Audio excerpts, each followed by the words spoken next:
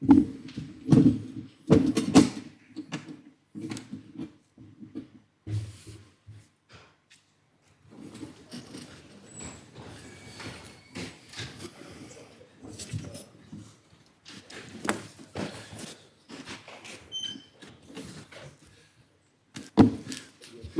well. The next item of business is under K, statements of a matter of official responsibility, and the Chief Minister will make a statement regarding the common population policy, following which there will be the usual period of 15 minutes available for questions.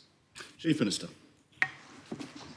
Thank you, sir. As members will be aware that yesterday the Council of Ministers published its first annual report on the Common Population Policy. This meets our obligation under the States of Jersey law to consider our common position on population policy at least annually, and also my delivery plan commitment to publish a report on our current position by the end of June 2023. Further reports will be presented in each year of our term of office, and policies will be further developed over this period. The report provides an overview of the current position with respect to population issues and policies, provides an analysis of current data, sets out the results of modelling future scenarios, and identifies actions and aims under three main themes. Analysis of the 2021 census provides a clear and up-to-date picture of the challenges ahead. Our population is ageing. The number of people aged 16 to 64 grew by just 1% between 2011 and 2021, whilst the number aged over 65 grew by 29%. Islanders living longer is, of course, positive and welcome news. We all want our parents, our grandparents, friends, and other relatives to live fulsome lives for as long as possible. And of course, our community benefits greatly from the support and contributions that they make across island life.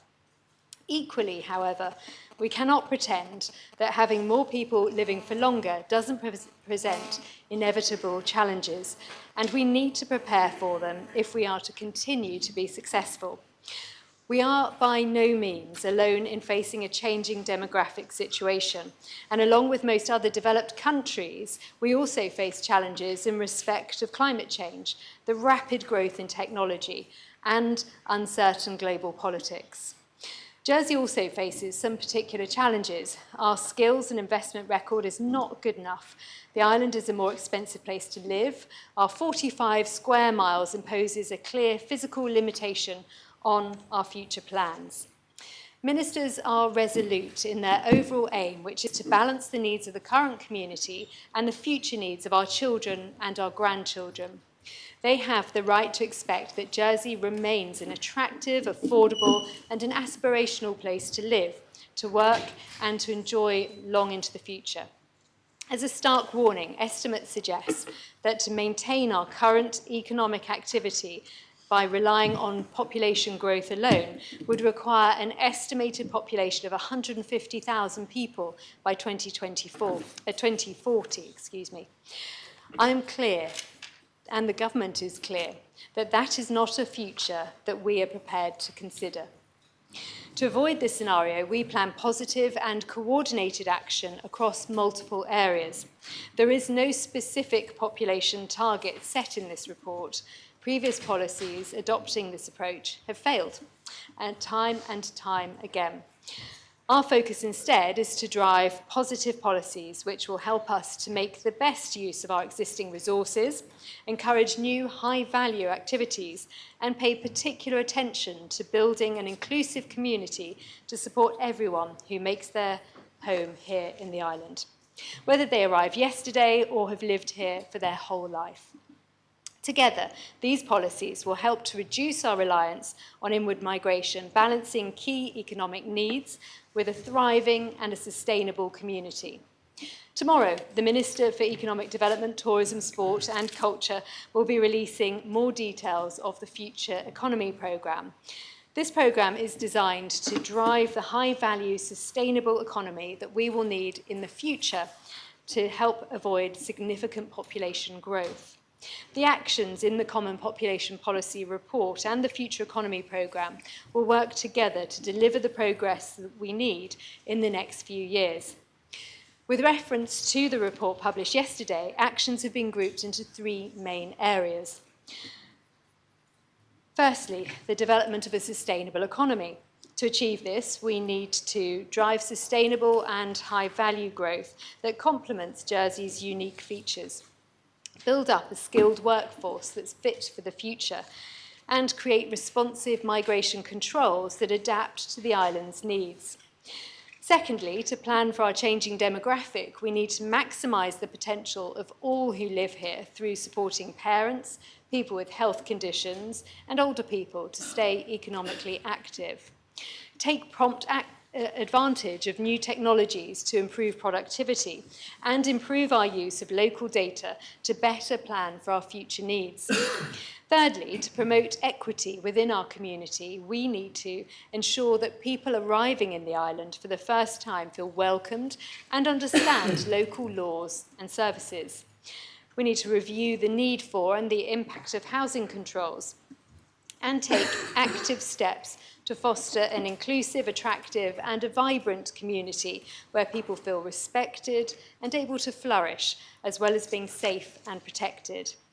Together, sir, these themes support the island's future prosperity without undue reliance on inward migration.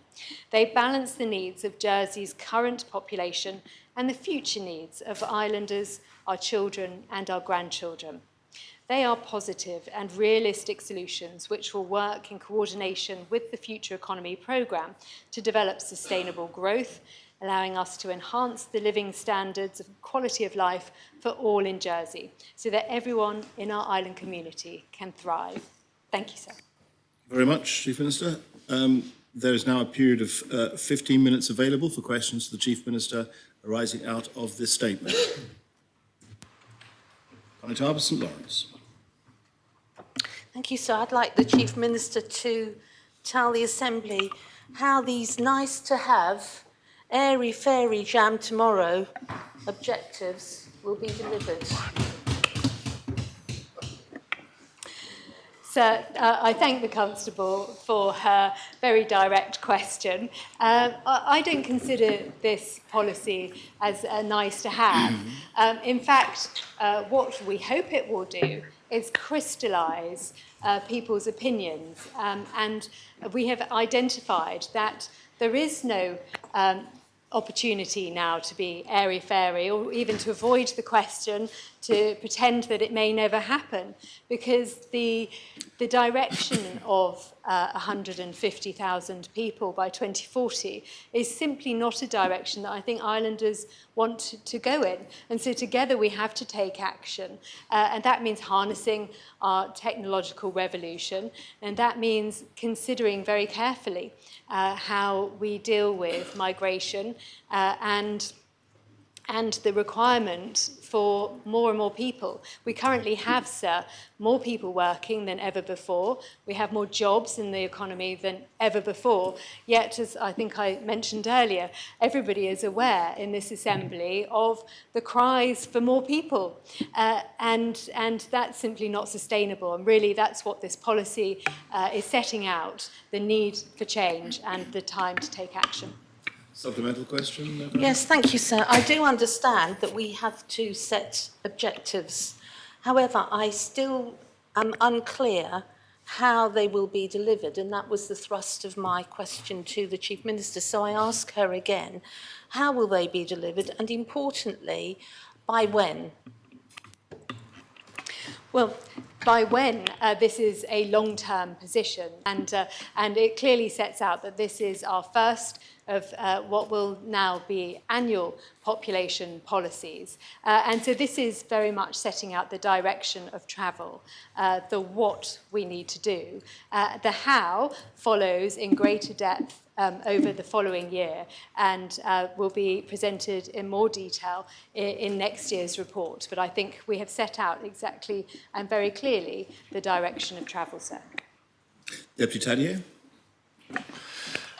Previous population policies, where they did exist, were often predicated on a desire to keep people out, to stop people settling in Jersey in too bigger numbers in order to keep the population numbers down. Does the Chief Minister believe that we're in a different scenario now where we may be entering a period of depopulation and that there may be therefore a different paradigm under which the population policy is unfolding? For me, the sense that I got last year at the elections from many members of our community is that very point, that we have entered a different period. People are becoming more and more aware of our very rapidly decreasing birth rate, of people, friends of ours, colleagues who have chosen to leave the island and seek a different life elsewhere.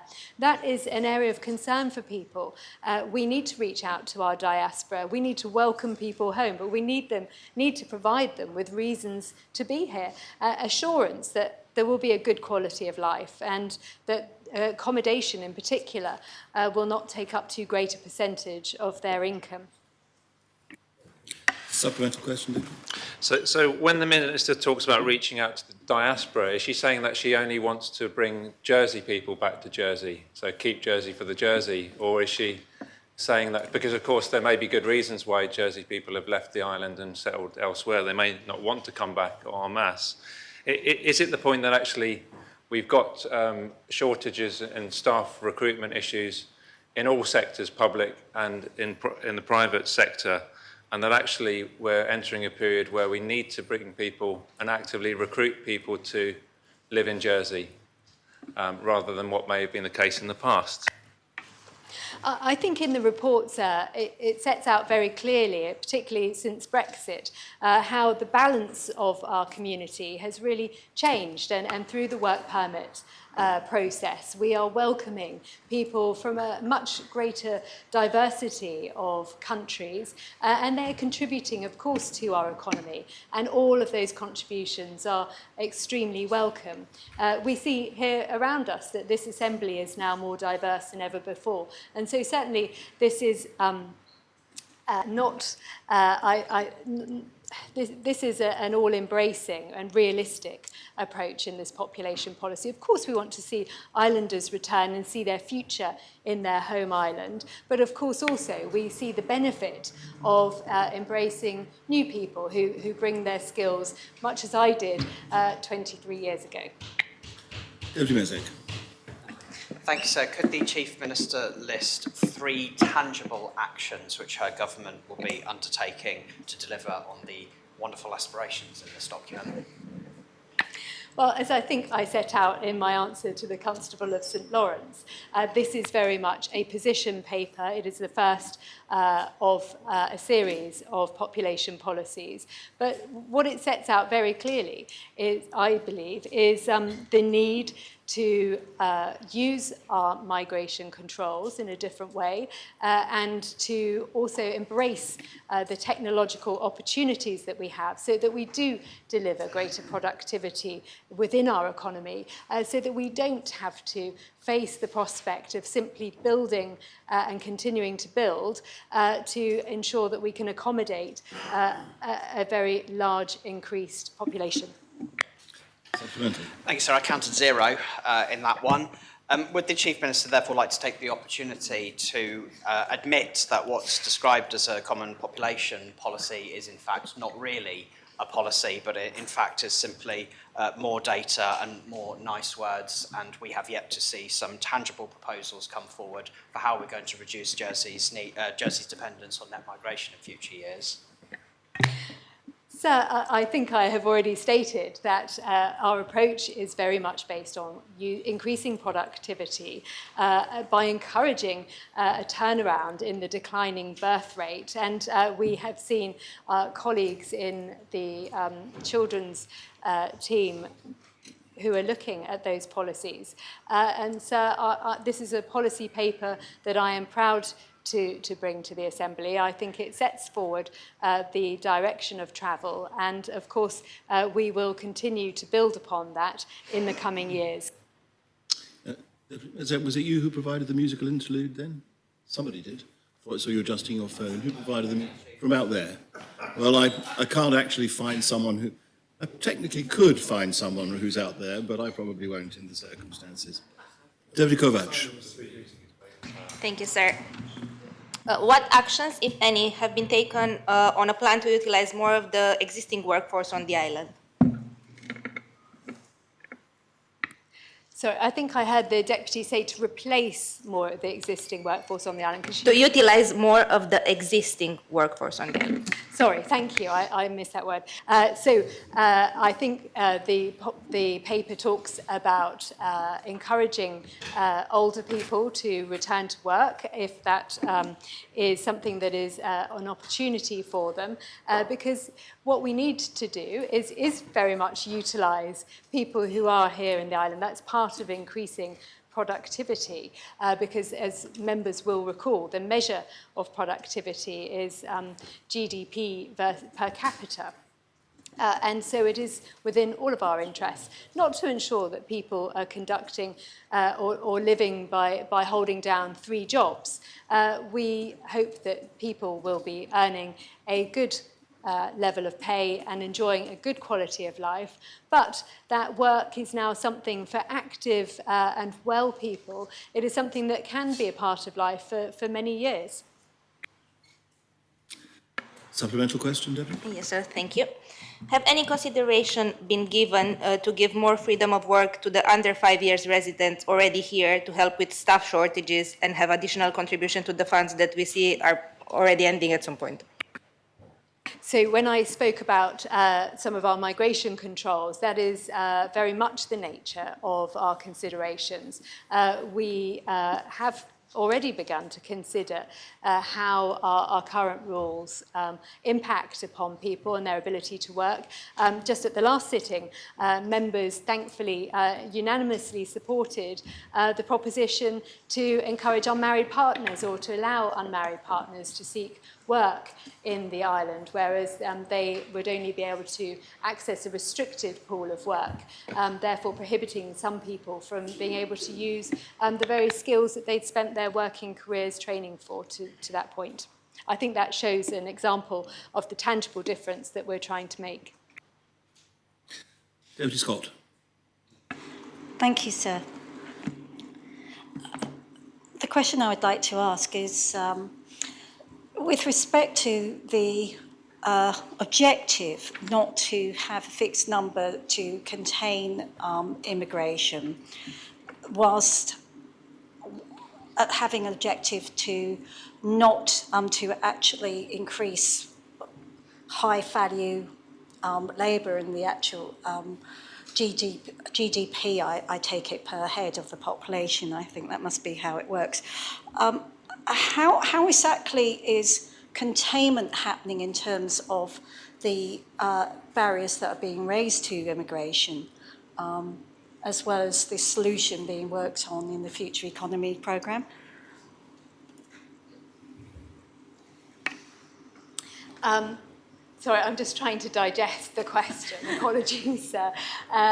It is, I think, thought-provoking. Perhaps it would help the Deputy if I outlined that. Sorry, I have to say, sir, I'm really struggling to understand exactly what the Deputy is trying to...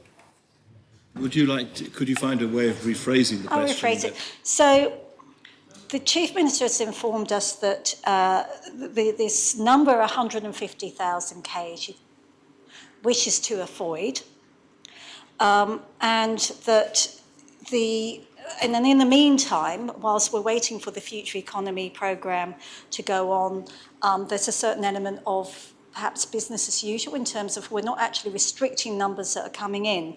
So I'm just trying to understand what assurance she can be giving that she's containing immigration to the extent that this number isn't reached whilst the Future Economy programme is worked upon as a solution. Thank you, yes. Does that help? I'm grateful for the clarification, thank you, to the Deputy.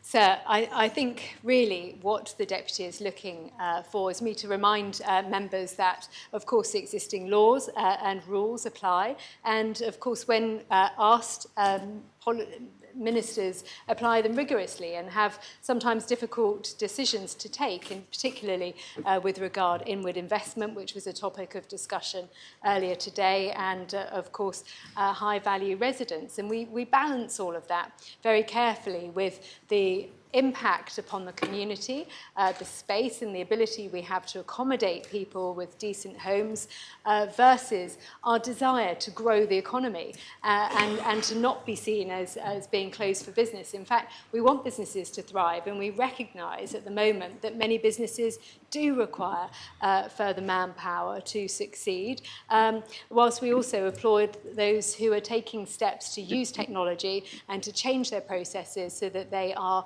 more productive. Supplemental question? Yes, sir. However, certain features of the common population policy emphasise things like the work permits that are being given to people who are working in what you might say are less in terms of economically productive or directly economic productive industries such as hospitality. So I just wonder if the Chief Minister could just explain exactly what has changed to start improving things going forward in terms of this balance of the possibility that lower value economies or business sectors are being supported more than higher value business sectors. So we value every working person in the island for the contribution that they make to the vibrancy of the island and, of course, our economy. Our economy is a multifaceted thing that requires input at varying levels so that to make it the diverse and interesting place that the island is to live. So we value that greatly, and over the past year, I think the Deputy and will be able to agree that ministers have taken actions, a series of actions, to support that by making changes to the work permit scheme, allowing a 12-month route for hospitality workers, by allowing some to work in the island for up to 3 years without a break period in their contracts. We've also made additions to industries that qualify for agricultural routes and allowed UK students to be able to work in Jersey during their vacation. We've given a route for French students to work for up to 6 months, where directly linked to a course, and we've simplified language and guidance. I hope that answers the Deputy's question. That actually brings the first period of 15 minutes to an end. It's a matter for members if we wish to go forward for another 15 minutes, which is possible. So could I make that proposition? Is that seconded? So can I just ask for reference, how many questions did we get through on that? We got through 5 questions. There's another 6 who have indicated a desire to ask a question. Members agree that we extend the period by 15 minutes? Very well, I won't take a vote on that. That's clear to be Freeman. David Lewis. Thank you, sir. So there's few statistics, accurate statistics in this so-called policy. But one thing that the Chief Minister does tell us that in the next 16 or 17 years, we need to increase the population from 103 to 150 to maintain our average economic activity if we do that on population growth alone. And she says in her statement she's not prepared to consider that. But she also said just a couple of minutes ago, so she wants to take a realistic approach. So is she prepared to accept that a realistic approach would be at least half of that figure that she would need to achieve? So I really don't think it's wise to be bound by a particular number. We all know that that has been an almost impossible feature of politics for the past decade or so. And what we need to focus on is that economic growth. And we need to focus on productivity. So I think I've already given the example of the business I visited with some colleagues last week, where they had seen a 50% increase in productivity. And there are many other similar stories of success in other areas. And that is we need to be driving that, and through Impact Jersey, there is an opportunity to provide that additional funding to support other areas of industry who are wanting to do the same. Supplementary. Thank you, sir. The lack of increase in productivity over the years, I think we're guilty of taking some responsibility in various extents, but I think the Chief Minister, sir, needs to be realistic, as she said.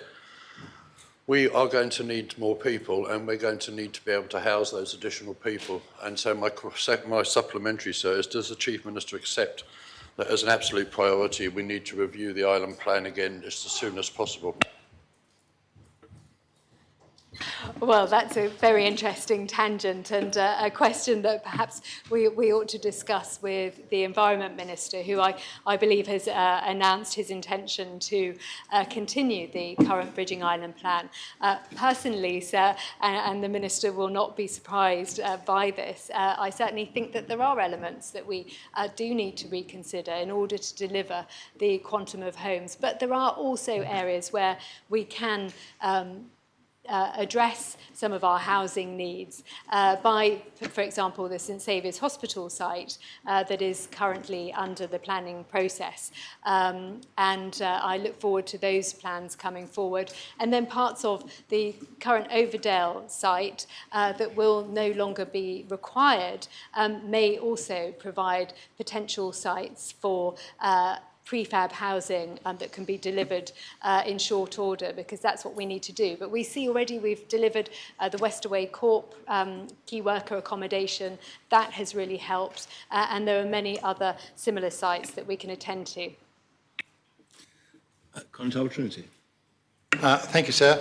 To continue the theme of questioning which has already been undertaken, that whilst it's a good idea perhaps that maybe we encourage a few of my generation to do a bit more at the end of their working life, is there going to be any positive moves to make sure that all of our community of working age are encouraged and trained to take up all of the advantages to be in full-time employment, and, to crib a quote from my colleague, the Constable of St John's, to sweat all our existing assets before we look to bring in additional? Because I read a report the other day on the fantastic treatment plant we've got at Bellazan, which has been designed to cope with a new population, which is nowhere near 150,000. And bearing in mind the struggle we're having with the foul drainage network as well, that we just cannot go down that road. So we've got to do more with what we've already got. Would the Chief Minister agree? So I would very much agree with the Constable, and I thank him for the question. I think what we have set out is that very desire to avoid that large number and to make the necessary actions so that we do not find ourselves in that situation come 2040. And sir, I believe that there are a number of tangible actions that we can do to ensure that we help our community to be more productive. We have a great level of activity in our current population. However, there are very few people who aren't engaged in work of some kind or another who are able to. And so what we have to do is look to technology and other opportunities to ensure that we continue to grow our economy to support islanders both now and into the future. Supplemental question. Conor Talbot St Brelard. Thank you, sir. The report alludes to the improving the skills of the island workforce. Could I ask the Chief Minister just to expand on what she means by that? And in addition, could I ask whether she would consider, or whether she is considering those who are less academic in the island, and how we might provide further vocational training to enhance that sector of our population? Thank you, sir. I'm very grateful to the Constable for that question, because it eluded me when answering the previous question. We have, of course, set up the Skills Fund, which has already, I believe, £600,000, and that helps islanders to access lifelong learning, because we all acknowledge that learning is something that needs to continue throughout a person's life, and apprenticeships are very much a matter of focus in the education team. It is absolutely a commitment to see increased access to education and improved skills for islanders so that we can generate that productivity that we so need. Supplemental question? So yes, sir, will vocational training continue to be provided by Highlands College? Thank you. It's certainly my understanding that that's the case, yes. Deputy Rob Ward. Thank you, sir. I notice in the policy, in inverted commas, that there is a talk about needing 150,000 to maintain economic situation. There's no mention of the fact that the economic situation for too many people on this island is simply not good enough, and we have massive inequality. Where in this population policy are we going to deal with the issue of inequality, which makes people economically less active? And that's one area which needs to be addressed. Well, we have committed very clearly to creating a community where everyone can thrive.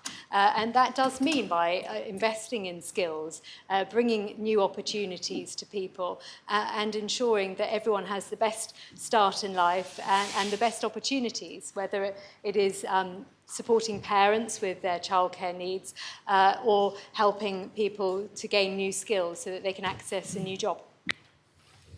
Supplemental question? Thank you, sir. And well, part of that, ensuring that in this example of single people who are working, sir, they are economically active, they are in full-time employment, but after they've paid for the high level of rents and everything else, they have very little left to be economically active with on the island. At what point is as part of the population policy, going to address the ridiculously high level of rents? And, sir, can I ask the Minister, will her government be brave enough to address that issue, or just roll over like every other government has done for the last 10 or 15 years? Sir, I don't think our government has been shy in talking about supply. We believe that supply is the route to supporting islanders to access better homes, and we're very much believers in increasing the level of owner occupation. The Housing Minister is, as members are aware, conducting a consultation at the moment, and he is also developing policies that will utilise funds that have been set aside to help islanders get their foot on the property ladder. Deputy Felton. Thank you, sir. I have in front of me a report from the Policy Advisory Committee that was produced on the 8th of January 1974. Reading this report, it is very similar to the report that we have in front of us from the current government. So my question to the Chief Minister is, what has been learned from the failures of previous governments, and what actions of previous governments will this government not be repeating? Well, forgive me, sir, for not being familiar with that particular policy paper, but I think we will all have identified over our time policies that perhaps have become outdated, and of course life is a constant learning process. We have to look back and consider what has and hasn't worked, because of course many things have worked, and take into account our current situation and make tracks to move forward. I believe, sir, that we are taking account of where we're at and considering our very best endeavours of how we move forward now. Supplemental question, Deborah? Yes, sir, and I would encourage the Chief Minister and other ministers to perhaps look back at some of those reports. But going back to the learnings from the mistakes of previous governments, of course, we are now in a situation where we aren't able to cater for the population that we have now, and are having to look for places to build schools and hospitals. So what, if any, does the Minister have as a a figure of what might well be a sustainable population for the island, given our finite resources and the need for our island to provide those public sector services to suit a population? Well, a sustainable number, of course, is one that is sustainable with our resources that are available in the community. And so I will not be pushed on providing an exact number, because I think that that is something that needs to be carefully weighed up. And of course, we recognise the challenges that we have in terms of infrastructure and are making plans to remedy them. And that, is the best approach to take. Colin Hobson-Saviour. Thank you, sir. The Chief Minister made mention of housing on the St Saviour's Hospital site, sir. With housing to the south and a new dementia centre to the north, and with the proposed redevelopment of parts of Le Saint-Chen estate, will the Chief Minister liaise with the Environment Minister and the Infrastructure Minister, and indeed the parish of St Saviour, regarding the long-awaited Five Oaks master plan, sir, before an area of heavy congestion becomes to an area of complete and utter gridlock? Thank you, sir. So I'm reliably informed that the Five Oaks Master Plan is in the list and tracking its way to the top of the list, but it is certainly one that has been identified as work that needs to be addressed. Supplemental question? Thank you, sir. Could the Chief Minister give a timeline for that? I'm afraid, sir, that I don't have a timeline at the moment, but as we know, Andiam are developing their plans for the St Saviour's Hospital site. It appears that the Constable is well briefed on that aspect of it, and I will commit to continuing to maintain contact with St Saviour's and to keep them up to date and included in those considerations as we move forward.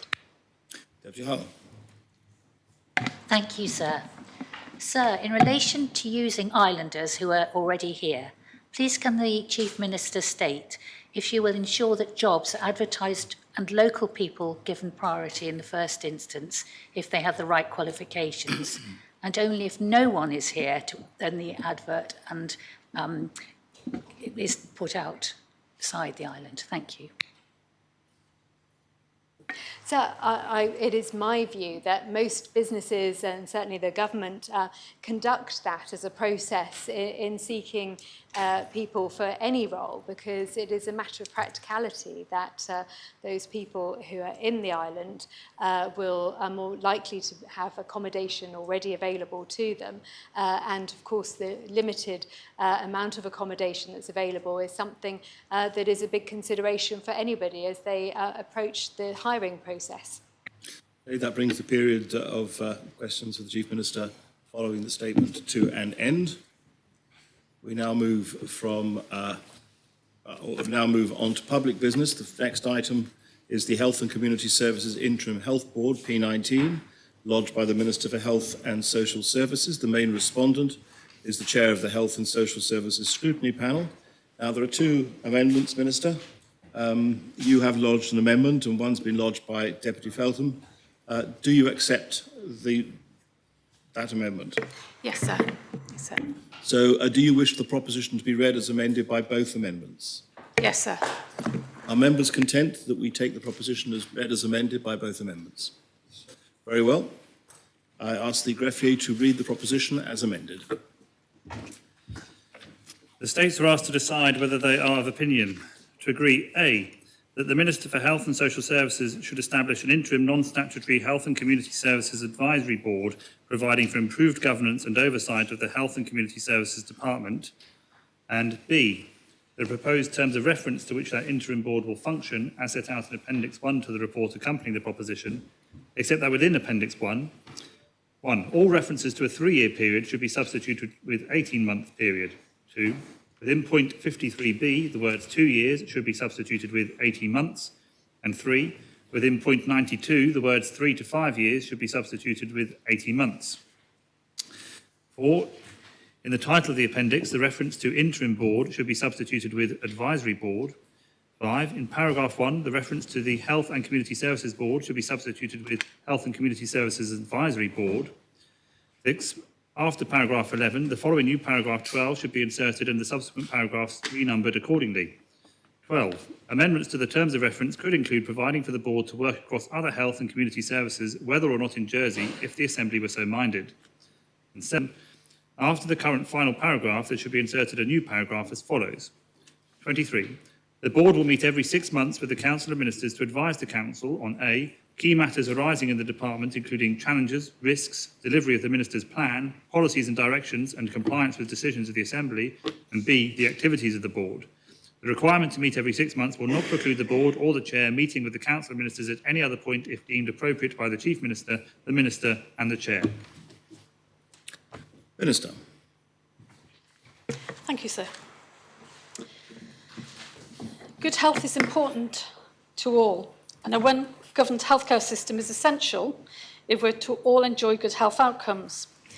Yet, despite there being clear evidence that our healthcare system urgently needs to improve, we simply can't stand here today to assure the Assembly that our services are safe, and none of us can tell to our constituents that the care that they receive is of high quality, safe or effective. A board will be able to do just that once it is up and running. If we say no to this board, we would be doing so at the very time that Jersey has had to seek help once again from external experts by asking the Royal College of Physicians to review our rheumatology services. When I stood for election as a deputy in St Clement, I made the following commitments in my manifesto: restoring political control to ministers, improving accountability, and to setting high standards of care. When I stood for the role of minister, I made a commitment to this Assembly to work first and foremost for the benefit of patients. I further committed to the Chief Minister after my appointment to address the shortcomings in our healthcare system by improving transparency, building and restoring public trust and confidence in the standard and quality of care, and re-engaging a dispirited but valued workforce. The proposition I'm bringing today meets those commitments. It is a proposition for the benefit of patients, for the benefit of staff, and it is ultimately for the benefit of the taxpayer. Our healthcare system cannot run on the goodwill and hard work of staff alone.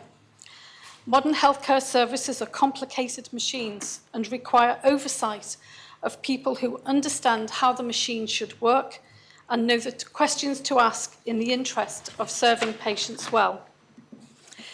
Every day, staff in my department come to work to do their best for patients. For me, it's a daily occurrence to be stopped in the street or approached in other ways to be told about the care and attention provided. We know that despite many good experiences, we have so much more to do to improve the service. The myriad of reports and reviews conducted over the years tell us this: the Controller and Auditor General reports, service and scrutiny reviews into maternity and mental health services, the recent clinical governance review of HCS, and now the Royal College of Physicians review of rheumatology services, to name but a few. We read about the need to improve in the media, in our letters to our inboxes, and through the many comments received through our parish meetings or local events. Jersey's healthcare system is everyone's business, and getting it sorted is in everyone's interest. As I've said, sir, healthcare is an inherently complex, dynamic business. I know from years of direct experience working as a nurse that complexity is best addressed through systems of good governance, backed up with talented, experienced, and effective leadership. Systems that can deliver and assure the quality, safety, efficiency, and effectiveness of services. The challenges within our healthcare system are well known about and documented, and have persisted despite the dedication of staff and despite changes at senior leadership and ministerial level. The simple fact is, staff can only do the best for us if the systems in which they work enable them to achieve good outcomes for patients and value for the taxpayer. There is much to do if our healthcare system is to compare favourably against the best, to move from just about coping to a high-performing service. The Minister for Treasury and Resources recently stated that the Health Department needed to prove to islanders that it was achieving value for money. I agree with that, but the department cannot prove it's achieving value for money. It can't prove it has the right staffing contingent, that its services are safe, or that patients have good outcomes. It cannot fully account to the public for its work in the way most modern healthcare systems are able to. The current financial deficit is a system of a lack of effective governance and oversight. If we're to address the long-standing and well-documented challenges that we face, we need renewed efforts and to be serious about creating an effective system of oversight for our health service so the public can be assured. We cannot continue to repeat and repeat again what we've done in the past. It just hasn't worked, and we must do things differently. This proposal is not a radical proposal, and it's not restricted to public healthcare systems. High-functioning private healthcare providers also have health boards, as do some small island jurisdictions such as Gibraltar and the Isle of Man. Why is this, you may ask? Well, the fact is that these jurisdictions acknowledge two things about the delivery of healthcare. Firstly, healthcare is inherently high risk, and the nature of services, the vulnerability of service users, the complex array of interdependencies means that things can and do go wrong. Secondly, they understand that the risks associated with such complexity can only be managed through effective systems of governance, which is about grip, control, challenge, and assurance. In contrast, in Jersey, we currently rely on one chief officer with no system of independent expert advice to support that officer, and on one minister to provide direction, challenge the department, critically examine and question what is said, and assure the public. We have single points of failure. We have not historically addressed this and failed to grasp the complexity of what is required to deliver modern health and social care, and instead just demanded change at the top. The proposed is a unitary board. The unitary boards are a predominant model that are used in most health core organisations across the US, British Isles and the Commonwealth. They combine the talents and the skills of non-executive directors and executives responsible for the day-to-day running of the service. And in doing so, they build knowledge, capability, and trust. Trust that is essential to developing a culture of robust challenge and supports the delivery of high quality, safe, financially, sustainable, and clinically effective patient care. I'm not going to repeat in detail any of the terms of reference. They're there for members to review. But what I want to say to members is that the purpose of this board is to actually bring a greater degree of transparency to what we do in the healthcare system, and for it to operate with integrity and create an open, inclusive culture in which all staff feel respected and listened to, and the public can be heard. Ultimately, they will ensure that the boards add value to the department and to Jersey. And in developing these proposals, I have given consideration to the Controller and Auditor General's reports on HCS governance. I've consulted with the Council of Ministers, the Chief Executive Officer, health unions, and representatives of the primary care body. The draft terms of reference were circulated to the Medical Staff Committee, and I've also spoken with several consultants and other key staff as part of my regular visits to HCS. It is notable that healthcare providers who have commented just want us to get on with it. They want effective governance that supports them in their work. The Jersey Care Commission is also supportive, recognising the need for better oversight, particularly as progress is made towards the regulation of hospital services. Furthermore, in accordance with P170210, I consulted the Public Accounts Committee, the Privileges and Procedures Committee, and the Health and Social Services Panel. The proposed board is non-statutory, and as such it cannot issue directions, it can't allocate resources, or interfere with the legal and public duties of the State Employment Board, or the accountable officer duties, or myself as Minister. To be clear, I will still be accountable to the Council of Ministers, the Assembly, and the public for the policy and strategy of health and care services in Jersey, as I am today. The Chief Officer will remain accountable to the Government's Chief Executive for the management of the department and its financial resources, and accountable to me for the delivery of my policy direction.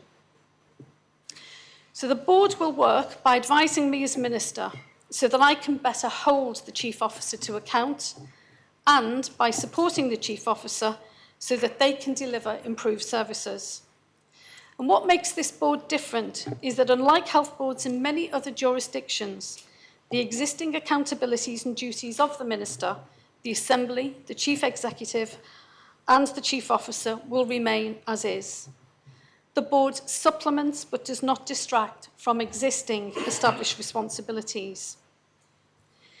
Its functions are the 3 A's of governance, which is to advise, assure, and alert.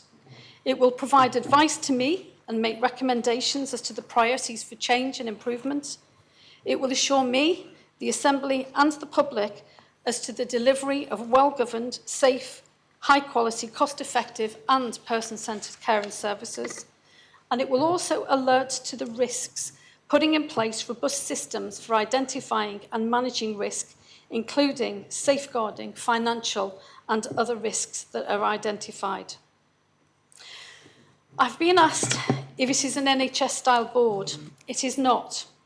Its terms of reference take the best of what works in other jurisdictions and adapts that for Jersey.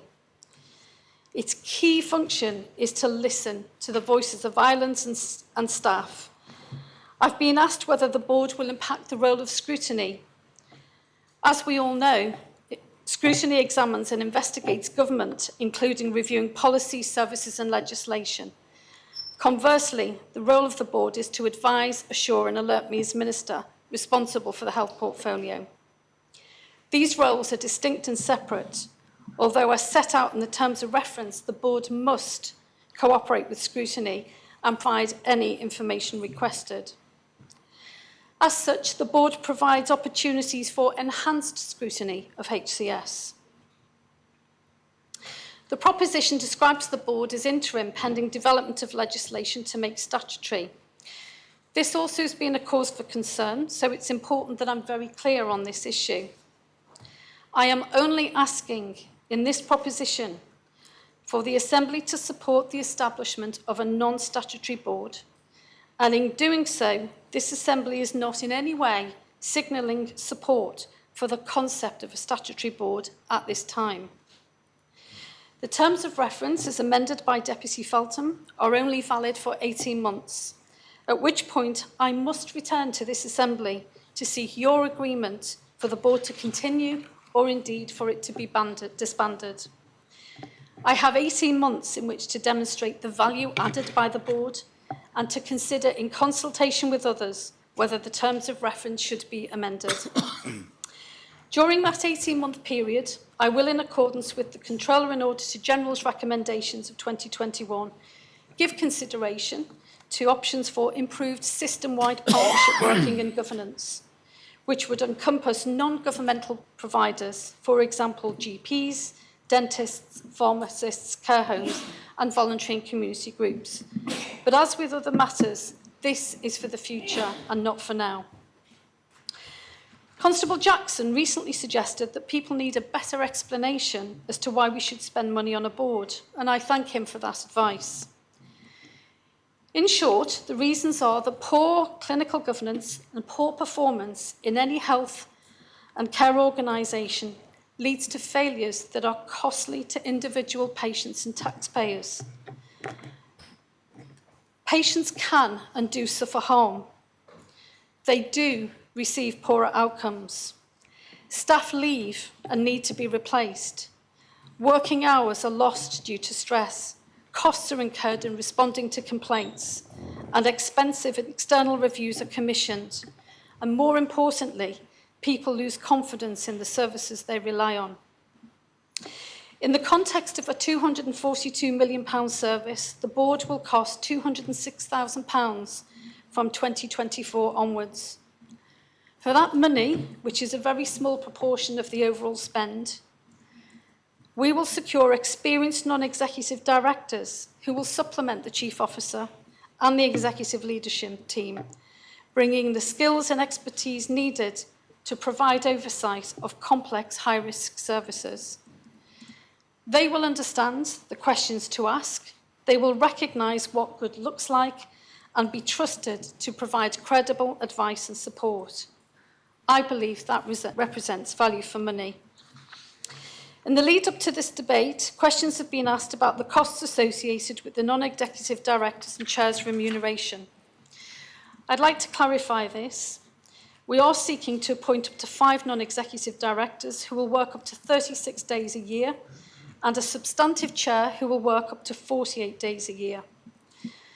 The rates of remuneration have been benchmarked against the NHS remuneration structure, albeit at the upper end of that structure.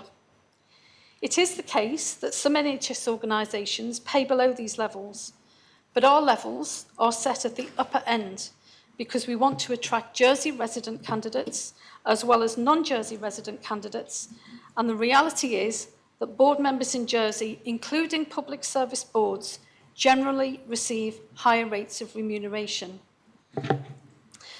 I understand that some members of the Assembly will have concerns about the proposition. This is something new. They may challenge the number of NEDs, they may query the value added, they may believe the board represents an abdication of the duty of senior managers and ministers. But as Minister for Health and Social Services, I would be failing in my duty and my commitments to this Assembly if I allowed matters to continue as they are. I cannot, in all conscience, return again and again to this Assembly asking for money to address inefficiencies rather than improve services. I cannot allow staff to feel bullied or marginalised in the workplace, or islanders to receive anything other than high-quality, compassionate care. The board will not solve all ills, but it will provide a much-needed structure and opportunity through which to deliver enhanced leadership and better assurance for the benefit of patients and staff.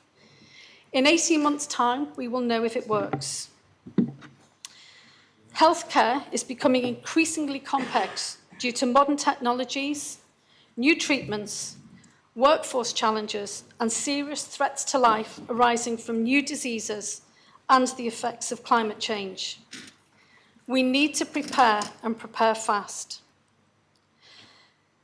The proposals for this board are part of a wider programme to improve and transform our health and social care services. So to vote against this proposition now is to vote in favour of a failing status quo. I urge members not to do that. Our patients and our staff, and indeed future generations, deserve more. I would like to move to the debate. Thank you. Is the proposition seconded? Yes, sir. Does any member wish to speak? Conor Harbison, John. Thank you, sir. Sir, firstly, I'm surprised that we're actually having this debate today. You'll recall, sir, that I wrote to you recently questioning if the proposition should have been relodged given the changes, having previously been referred to as a unitary board, an interim board and an interim unitary board. Now as an advisory board, yet the terms of reference, which the Minister didn't want to refer to, under the heading Responsibilities and Tasks of the Board, it clearly states, sir, the board will direct. The board will direct. How can this be? A board can direct, sir. An advisory board can only advise. The role of an advisory board is not to make decisions, but rather to provide current knowledge, critical thinking, analysis, to increase the confidence of the decision makers who represent the organisation, in our case, the politician. Watching last week's scrutiny hearing, it was explained that adding the word advisory to the title was because people didn't understand. Didn't understand, that's right. No acknowledgement that without statutory powers it cannot direct, despite the retention of the reference 14. Well, sir, I still don't understand many things about this proposition, and when I explain certain aspects, I think others won't understand as well and will share my disappointment. Where to start? I should start by saying that I'm quite an experienced board member, both as an executive and a non-executive. As a fellow of the Institute of Directors, I'm fairly well experienced when it comes to governance. Of course, I'm not a chartered director, so I've taken it upon myself to speak to 3 of those about these very proposals. We've heard and probably will hear that there's a difference between commerce and health. Well, there is, and there isn't. Risk is risk, opportunity is opportunity, finance is finance, and so on. In fact, the company that we have used for this campaign regularly sends me links to their adverts looking for non-executives, including adverts for NED posts on UK health boards. Clearly, they don't want me for my health experience, sir. They want me for other areas of my experience. Whilst talking about the recruitment company, there was no mention of the change to an advisory board in any of the advertising, either through our agent or indeed our own website. What difference does that make, you may ask? Well, sir, I spoke to 2 individuals who would have considered applying for an advisory board but didn't apply for the board as it was advertised. Equally, we'll almost certainly have people who have applied and are unaware of the fact that it is an advisory board. Sticking with the advert, we originally advertised 20 days. Apparently, that was the recruitment company's fault. For those who sought to find out about the role, you'd have discovered on the recruitment company website there were 5 other bodies looking for health NEDs at the same time. The time commitment for the other roles advertised varied from 36 days, paying £13,000, to 72 days, paying £14,000, or in other words, a day rate of £194. Compare that to what was originally advertised for Jersey at £650 a day, albeit that is now closer to £420 a day with the additional time commitment. The closest rate to ours, sir, was £361, so we're clearly paying very well. We're now told we'll also pay half a day's travel to come to the island for a meeting. This is when one of our stated objectives is to be efficient. So if this had come to the State Employment Board, it would have never got off the starting blocks in this form. I'd like to take members back to September 2021 and this report, mentioned by the Minister, the CNAG report about governance arrangements for health and social care. And I was a member of the Public Accounts Committee, so I took a keen interest. So this report didn't cost £85,000, the stated cost on the 26th of August last year of the Hugo Massey-Taylor report. Members will be interested to know that that report actually didn't cost £85,000. We have paid £127,625. That's 48% more than we were originally told. The 21 report from the CNAG was well balanced, and whilst recognising the progress that had been made, identified further improvement. Anyone who watched the previous board would have been able to identify some, if not all of these. Did I say you could watch? Oh yes, you could watch. So the proposed open meetings are nothing new at all. In fact, members of this Assembly, members of the public have been denied that opportunity for over 12 months. Not only that, but the staff who continue to do their very, very best in difficult circumstances, who could reasonably expect quality oversight of the executive, have also been denied the same opportunity. The board last met over 12 months ago, sir, on the 5th of May, and was formally disbanded in November on the appointment of the interim chair. Interestingly, the minutes of that last meeting are still not published. I should state at this point, sir, that I do support a board structure. I understand how a board works, and I believe it does give better oversight. but I do not support the proposal in front of us today. The government did sign a contract for an interim chair in November, but how many of you know that the contract is actually with a company? Yes, we've agreed a contract with a company rather than an individual to be our interim chair. How does that sit with transparency and accountability? Now, in June, we've been asked to support this proposal, and to date, we've spent in excess of £100,000 on our interim chair. In answer to a written question from Deputy Rob Ward, we were told the post holder would work 2 days a week. I had also been told, when asked, an average of 2 days a week.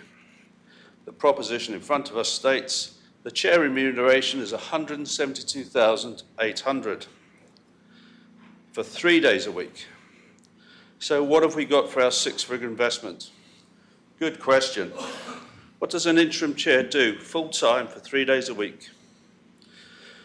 We were also repeatedly told about a single point of failure on the previous board. Well, sir, can I remind members there are in fact 3 Assembly members on that board, and this could have been increased to include, for example, someone with financial expertise, giving real political oversight of this area. In terms of costs, we read the cost of recruiting this board is up to £65,000. The State Employment Board recently approved a fixed fee of £37,000 for a board using the same company. I remind members we've paid over £100,000 to our interim chair since November, and surely we could have managed this in-house for much less, £165,000 and still rising. We're then going to be asked to pay a further £15,000 for recruitment of the chair. Why? Why isn't this being done in parallel? In most organisations, if you're recruiting a board, you would recruit the chair at the same time. People want to know who they're working with. Why isn't the recruitment panel looking at the existing candidates and identifying if there is someone suitable for the chair amongst their number? Terms of reference number 39 talks about the experience members should have. I'd like to advise members that the turnaround team who are currently working with us are doing some excellent work, ably led by the acting chief officer, and the team includes all the experience that is being sought in this proposition. At this current time, HCS are overspending at a rate of circa £400,000 per week, every week. £6.8 million in the first 4 months of this year. What kind of message does this send out? We'll be told that it's a fraction of the budget, well, we have been told that, but if we look at the spend on management and administration roles that should be supporting governance, I think you'll find that the spend isn't low in this department, in these areas. In fact, I would say it is high. So an active decision was taken to cease the former board when the CNAG had made recommendations on how further improved things could be made. I'm of the firm belief that we could achieve the same outcome without spending the sums of money proposed. And I would ask members to give the original plans an opportunity of working rather than this expensive model. Sir, the CNAG was very clear. She identified progress that had been made and further opportunities to progress. The fact that people could turn up to a meeting without submitting a written report was a simple failing. That simple failing could have been rectified, and if that board would have continued to meet for the last 12 months, those executives would have been well tuned into what was expected of them. And we, sir, could have been challenging and supporting them, the staff and our patients. So I would ask members to give the original plans an opportunity to working and reject this expensive model. Thank you, sir. Thank you very much, Connétable. Deputy Barbara Ward. Thank you, sir. So, what are we being asked to vote for today? The Minister is asking us to vote in favour, it was an interim health board. My apologies, an advisory health board was up to 3 years, but we've heard earlier it's now 18 months. The ground seems to be changing all the time. Anyway, but who could possibly object? We are to vote for a replacement of the previous health Health and Social Services Board that was in operation till the end of 2022, and for a board who will use their expertise to advise the Minister, seemingly a no-brainer, one would say. But having read the proposition, which has embedded in the script the terms of reference paper and its subsequent amendment, the issue is not quite as simple or straightforward as it seems. I'm not against a non-statutory health board, as was proposed by the Health Minister last year going forward. But now we have nearly 10 months later a change of direction. The Assembly are being asked today to support this proposition, which I find is confusing, and the costings still just don't add up. Due to the number of queries around this proposition and accepted inconsistencies, why hasn't the Minister not paused and put in a new proposition for the proper non-statutory health board as agreed within the government plan funding? And why we've been asked to establish another health board, albeit now advisory, for up to 18 months. In the grid on page 19, item 53, costings for 2023 proposes to pay the chair £172,000 plus £1,000 a year plus expenses. We've already got an interim chair at a cost of £225,000 plus expenses, whose contract ends on the 21st of November this year. Will the interim chair be paid twice? It's not clear who is going to be paid what within the paperwork we have received in the proposition. So how can I support this? It's not clear, it's not transparent from a fiscal point of view. Plus, in the amendment, the Minister wants to extend the board's abilities to engage and work across other health and community services, whether or not in Jersey, if we, the Assembly, are so minded. How can we agree to this? Where are the costs that are going to be incurred coming from to furnish these extensions? The proposition doesn't explain this. I feel I'm being asked to sign a blank cheque. Don't we have enough problems within our own health service without working across or accessing other jurisdictions? I mentioned earlier that the proposition set out has embedded in the script the terms of reference. These terms were written for the permanent, non-statutory health board, not the interim. The paper has only the title changed to blend with the proposition. Some of the terms relate to the longevity of the health board, of its chair and its non-executive directors, going up to 9 years of being in position, while the proposition relates up to a 3-year term, well, now it's 18 months, for its chair and its non-executive directives. Hence my concern that the paper says one thing and the embedded information relates to another. If this advisory non-statutory board proposition is approved, I understand it's the intention to then start on the legislation work to make the board a permanent statutory board. As mentioned on page 24 of the Hugo Massey report of August 2022.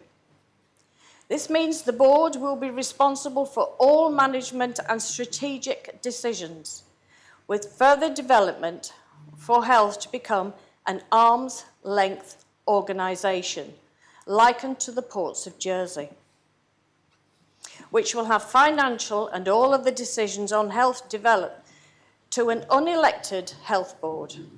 This means responsible for some 20+% of Jersey's income. That's a fifth of the money that we receive. States members will have little or no say in the future of how health is run or how taxpayers' money is spent. Health, sir, is not a trading entity. This will leave government only responsible for broad policy coming back to the States Assembly, either in another report and proposition or in the government plan. Government control, I feel, will be severely diminished, leaving us all reliant on an unelected chair and non-executive directors and all the costs incurred to manage. One might say that would be a lot easier to actually delegate this in statute, but be warned, as this unelected board would wield considerable power, as health would be devoid of political oversight. Yes, political oversight. We should never lose that. Other than through the Minister to the Council of Ministers a couple of times a year. I'm unsure how much influence the Minister et al. Would really have. Sir, if I may remind the Assembly that we are here to vote on the public proposition and amendments as is presented and not on information presented at private, non-public briefings some 1 or 4 days before we have this debate.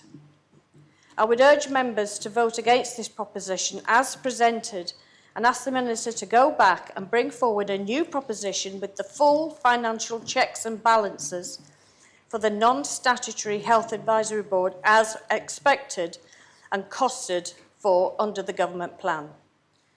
Thank you, sir, and the Assembly for listening. Please vote against the proposition at this time. Thank you. Sir, if I may, a point of clarification, please. Are you prepared to give a point of clarification? Yes, yes. Thank you, sir. And I was wondering if the Deputy could clarify where exactly she read about the creation of an arm's-length health organisation. It's Please stand up. sorry. It's in the Massey Taylor report. In relation to this public proposition and public report, where has she read about this arm's-length health organisation, please, sir?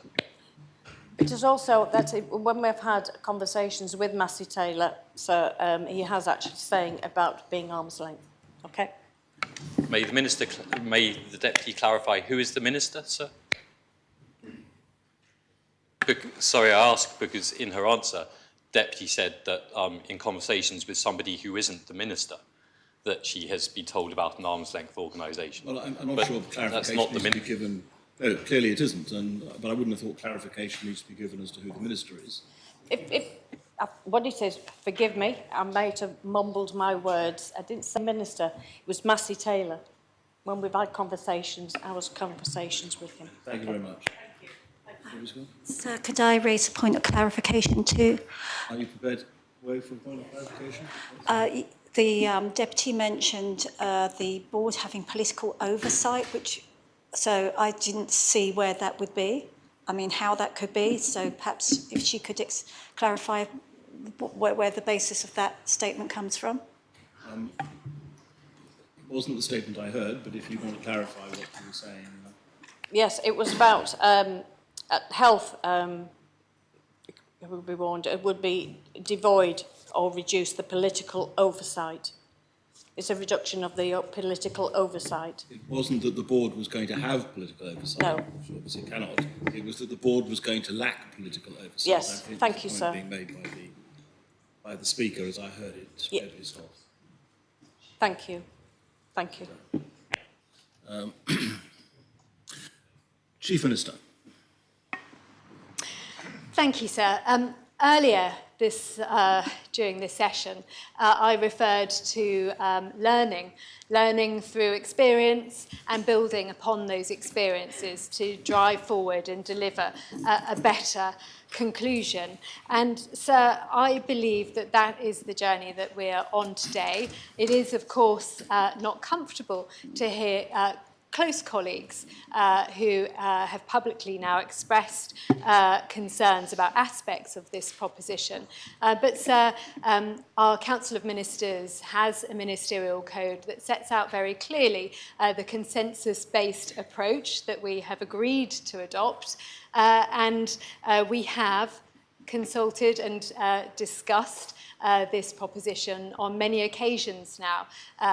Members will be quite aware that we have amended this proposition to meet with some of those requests. And yes, it is true that within it there are many aspects of detail that have been discussed in private on a number of occasions. And equally, the ministerial team have spent a good deal of time refining this proposition so that it comes to the Assembly.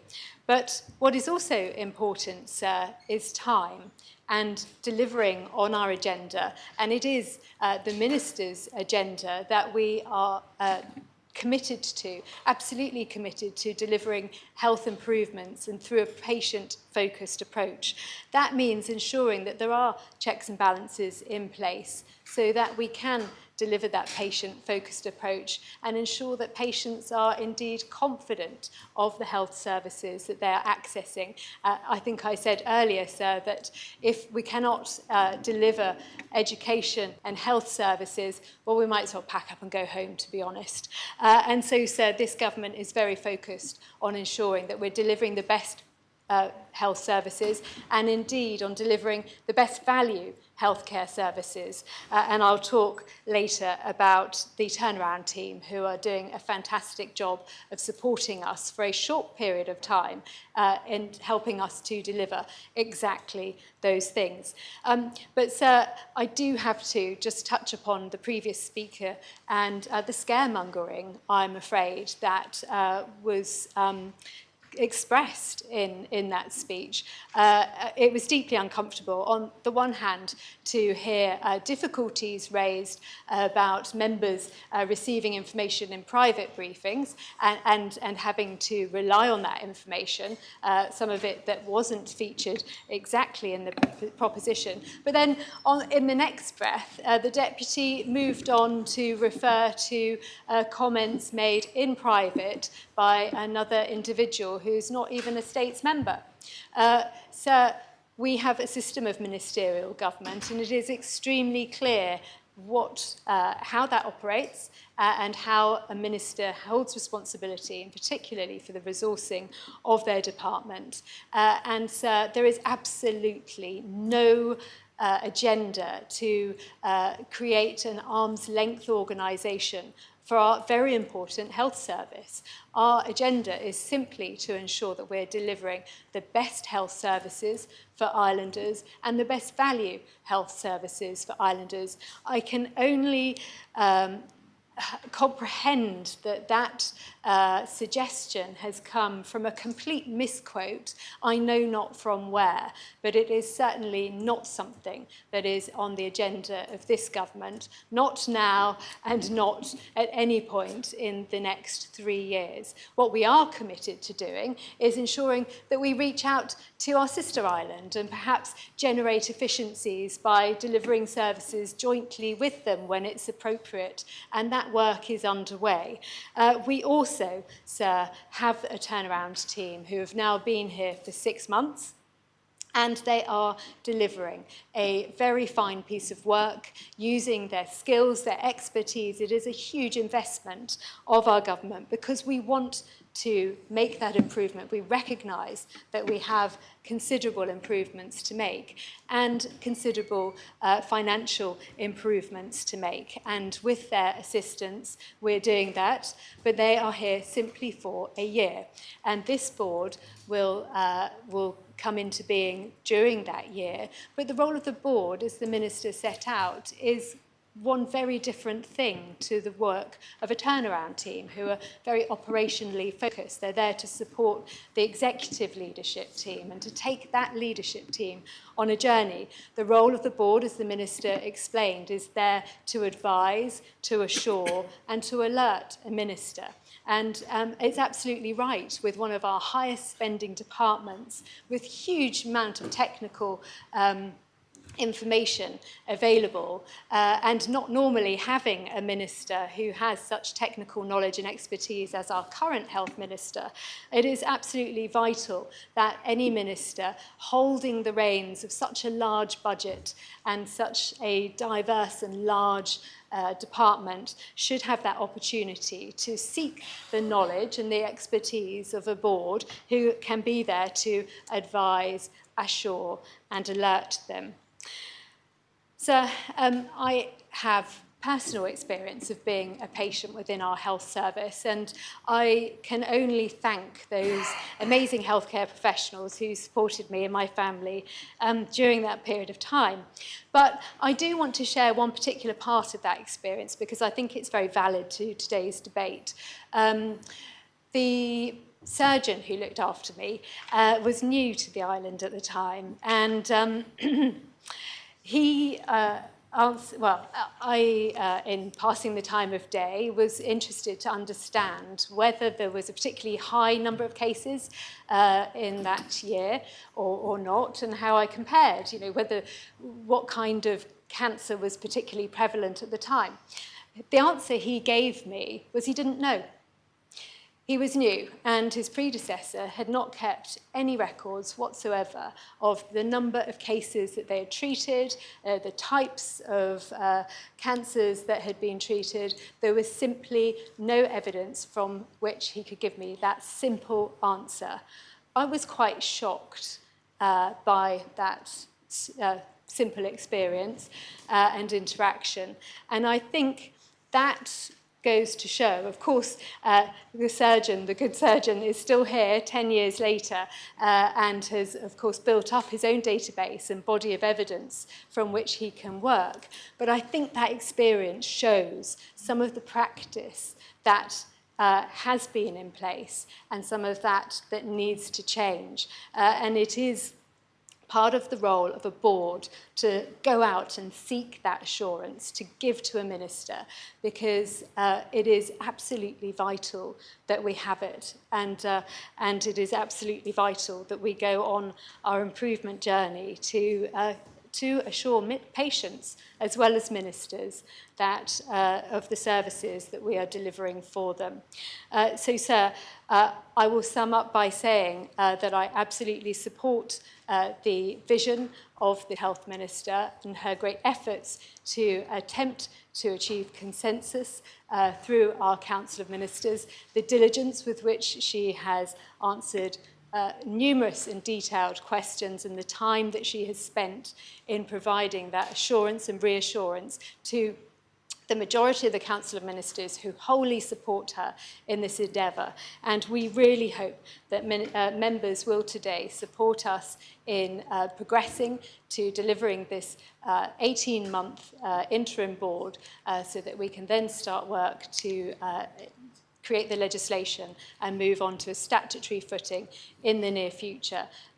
It's not just a matter of agreement here and today. This is a matter of assuring our health services and keeping them in tip-top condition for now and into the future. Thank you very much, Minister.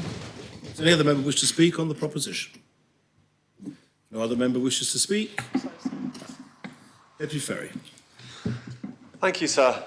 So, for those that want to push this proposition into touch purely on the grounds of cost, on one of the departments with the biggest budget, I say simply this: what price good governance? Because this proposition is about good clinical governance that this island is sadly lacking. The Health Minister, in her opening speech, alluded to the fact that we have been around all 12 parishes, just about. We've got 2 more left. And we've gathered stories. Very few people come to tell us of positive outcomes, but I guess that's to be expected. But we've got a body of work off the back of those health roadshows. It's been a humbling experience to sit and talk to people about their experience of our health system. And if anyone thinks that everything in the garden is rosy, that is far from the case. We're not talking about the staff who do brilliant, diligent work, but we are talking about the governance systems that are around the work that they do. They are just not fit for purpose. So we only need to look at the recent rheumatology report to see the effect of poor governance and the far-reaching impact that that can have on people. So this will drive patient safety. That's really what the board will do. That's at its heart. And we cannot have a health service that is self-policing. It just does not work in the modern age. The Health Minister, it's fair to say, has put her heart and soul into this proposition. And the reason she's done that is because she knows that it is needed.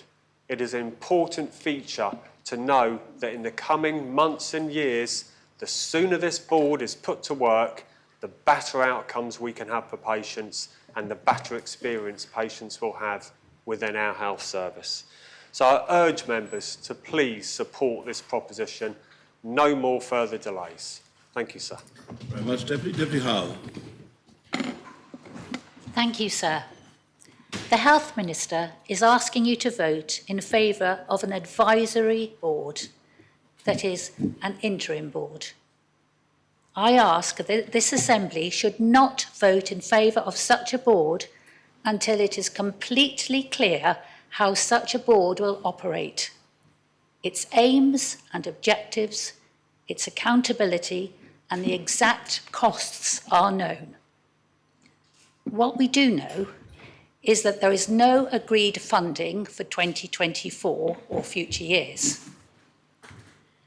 We know that if the board is established, then additional audit committees are to be set up under its auspices, yet with no proper detail, limited allocated additional funding for such committees, and costs again unknown. We read that if this board is approved, then its remit could well be increased to include other providers on Ireland and also other jurisdictions. Yet again, there is no detail of how this would work, no mention of accountability. Has any discussion taken place with any other jurisdictions in this regard? If this board is agreed, it is an interim advisory board. But in the report it says, pending the development of the legislation to establish in statutory form. I agree with an advisory board, but I do not agree that we should have a statutory board which will wield too much power and we will lose political oversight. I am concerned about that. We do know that the independent chair of this interim board was appointed in November 22 by ministerial decision at a salary, we have been told, of £225,000 for a year plus expenses. We also know that this chair was responsible for the 2022 report, review into clinical governance arrangements in secondary care, as well as mentoring the present medical director of the hospital. At very least, does this not raise a question of conflict of interest? The report accompanying the proposition states that the chair of the board will receive £172,800 for 2023. So it seems there are a few possibilities. Is this written incorrectly? Is this the £225,000 minus the payment for December 2023 and the 9 days of November 2023? But there's still inaccuracies. Sir, unfortunately, the figures do not stack up within this report, and this is what we are voting upon today. We do know that an advert has now closed for 5 non-executive directors of this non-existent board, although once again there are uncertainties as to what their remuneration will be. A few weeks ago, I spoke with Deputy Feltham, who is also happens to be a chair of the PAC in a private capacity. And she said she's brought this amendment for the 18 months because she said they are already advertising for non-executive directors. But sir, this is not right. We are being led by the nose. I do not think we should have gone ahead with advertising for non-executive directors before this Assembly has agreed to this board. And although the Health Minister has been very kind to hold meetings in the last few days to clarify certain questions that deputies and others have had about the proposition, this would not have been necessary had the proposition been clear from the outset. But all we can do is vote on what is actually in this proposition and public. The Minister confirmed in a briefing on May the 12th that there is no mechanism for the proposed board to engage with patients, staff and islanders. I strongly believe that all this should be sorted out and agreed before any new board is created. Surely this is pretty fundamental. Colleagues, the previous Director General of Health and the Chief Nurse have recently departed. We already have the change team, hired by the Chief Executive Officer at £800,000 for this year to turn around our failing hospital, with a new head appointed. They need time and space to address all the issues, including those highlighted in the various reports. They are here to sort things out, to set up some systems, to make sure that patient care is safe and reliable. This team needs to be clear who is doing what and who is responsible for outcomes. We should wait until they have filed their report at the end of this year before deciding on the way forward. To agree this board at this time would seem a duplication of talents of these experts. It seems to confuse and replicate on responsibility and will compromise outcomes. Let us wait until they have done their job. The BIS board is no magic bullet. Now is not the right time to be introducing this board. I know I shouldn't, but I will say that I think the board is too costly. The Minister is telling you that the overall cost is worth it because it will save millions of pounds a year. But where is her evidence? She says it is an insignificant amount compared to the health budget. But this is still at least £500,000 for 18 months. This is taxpayers' money, sir. We have all signed up to spend islanders' money judiciously. With health finances in disarray and a forecast of a deficit of 20 million and rising this year and having to be brought under control, it is sending the wrong message to the public who want less bureaucracy and fewer layers of management, and instead money spent on their care. They want to see more frontline nursing and medical staff employed, a reduction in waiting list times, and better equipment. We already know the problems, sir, as highlighted in numerous reports. Let us let the turnaround team get on and fix them. Sir, P19 2023 raises too many questions. The report contains inconsistencies and inaccuracies. We should not be appointing this board at this time. We should think about what we are doing, and I urge you to vote against the proposition at this time. Thank you, sir. Very much, Deputy Connet Harbison-Clement. Sir, I wasn't going to speak this afternoon. I'm sort of half prepared, but one thing strikes me above all else, and that's the time factor. We cannot build a hospital or several hospitals until we get our model right. We can't go into discussing what we're going to build, what facilities we're going to build, if we can't manage them properly, if we can't staff them properly, or if we don't find the right consultants. We're not able to do that currently. We're losing people.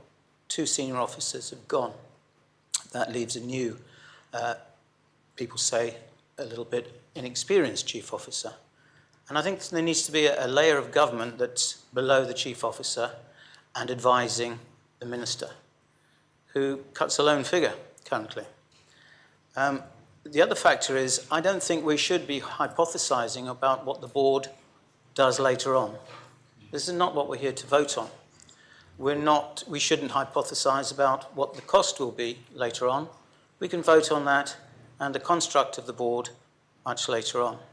In the meantime, time is of the essence. It doesn't seem to be the fact with the New Hospitals Group. We seem to be waiting forever and ever and ever with costs. No projections, no cost analysis, just we're going to do multiple sites. We just found out that obviously the St Saviour's Hospital, that's now gone. So it's somehow out of the ether. We've just found out that St Saviour's Hospital will be partly domesticated, housing for the housing stock, and half mental health. I wasn't aware of that previously. There's no hurry to get on with the new hospital decision. There should be, because the clock is ticking and the cost is mounting. Now, as far as the cost for the advisory board is concerned, it's not great, and I would urge the Minister to rethink that and see whether there is any savings to be made. But from my point of view, as somebody who spent 3.5 years in the General Hospital for various reasons, who has received what I would class as world-class service and facilities and healthcare, I have to point out that it doesn't exist everywhere in the hospital. It's broken in many areas. The whole hospital facility is falling to pieces. We know there's serious problems in rheumatology. The health minister was attacked, not physically, but verbally attacked at one of the meetings we had at St Clement's Parish Hall with our deputies and Meet the Constable and deputies by an individual who damned the digitalisation of the records. Her husband, and she was quite right to complain, but I think she possibly went too far, her husband's records went missing. And it's part of the process of reorganising the hospital and bringing it up to the 21st and 22nd century. So in this case, whilst I'm not happy with the apparent cost, there needs to be this other tier where actually the consultants, without fear of prejudice later on, and the general staff and all the ancillary workers can actually make presentation to another tier and system of management that will help the whole package of the current hospital and its facilities and services, and also advise, hopefully, on whether it's relevant to build one hospital or several hospitals in context. And for that reason, I will be voting for the current proposition. Thank you, sir. Conrad St Peter. Thank you, sir. I never believe that throwing money at a problem will resolve it, and I certainly feel that that's what we've got here. My other concern with the creation of a Health and Community Services Advisory Board is that it creates an unnecessary additional level of bureaucracy in providing advice to the Minister at considerable cost. It has been proposed at a time when we should be considering why the hospital continues to operate at a deficit of some £20 million a year. We are already paying hospital executives substantial salaries because when they were employed, we believed that they already had the knowledge and experience to advise the Minister. If they are unable to do so, we should address that issue with them, not by creating an additional board which will duplicate a role we are already paying for. The costs of the board in 2023 are in the region of £340,000, adding to the hospital's deficit without providing any additional medical care or reducing the delays that islanders now face for routine operations. How can we justify paying the chairman of this board $172,800 per annum for working 3 days a week and expenses of another £30,000 when the chief executive of one of the largest NH trusts is paid $178,000 annually? On top of this, we have the cost of 5 non-executive directors at a cost of £75,000 per annum, and of expenses of another £36,000 per annum, with recruitment costs added to this of £65,000. We already have several layers of bureaucracy within the hospital's administration. We should be addressing this and investing in permanent healthcare staff who can provide the medical care our islanders require. The result would be a reduction in our waiting lists, and I believe a reduction in the substantial deficit. It is disappointing that within the first year of the new government, there are no signs of addressing the deficit. Instead, we rely once again on employing consultants whose answer, it appears, is not to immediately address the very apparent issues, but to create another board and throw more money to address issues that we already have powers to address ourselves. Finally, I don't see clear lines of accountability for this board. And it does not exist as a legal entity. It will meet with the Council of Ministers on a 6-monthly basis, but who is it accountable to? And if the proposition is passed today, who will ensure that the board meets the need not only of those seeking treatment at the hospital, but also of all islanders who ultimately bear the not insignificant costs and currently bear the costs of an over-bureaucratic hospital with issues that require immediate attention. For these reasons, I will not be supporting the proposition. Thank you, sir. Any other member wish to speak on the proposition? Deputy Rob Ward. Thank you, sir. I'm not going to speak for a long time, and I'm going to speak from 2 perspectives. I'll start off by talking in terms of scrutiny. There is a very short comments paper because there wasn't an agreement on the scrutiny panel. I will say I'm concerned about scrutiny being used correctly in terms of these types of things. One of the comments made in the scrutiny report is there is an 18-month, with the amendment of Deputy Feltham, which comes back to this Assembly in 18 months, which I think is the right thing to do, that gives time for scrutiny to look at an actual board and its working, and to look at any legislation that comes through. Now, we are critical in that report of the time that's been available to look at this in terms of where it is, and I think that's partly a product, sir, of the confusion within, I have to say it, within government over who's supporting and who isn't, and I see that, we see that acting out on the floor of this Assembly, and I think that confusion has created exactly some of the issues that have arisen. However, scrutiny can, when there is a clarity as to what's happening, look at that legislation. I would warn that we would want information very much as soon as possible so that we can see the validity of any legislation, the validity of anything that comes through in the future. And then we will report back on that in 18 months' time. In terms of the board itself, I think it is clear that we do need more oversight of our health system here. It is clear. And unfortunately, and I have an issue regards costs of directors of a number of issues, and I've said it a number of times in here. But it's expensive to do that.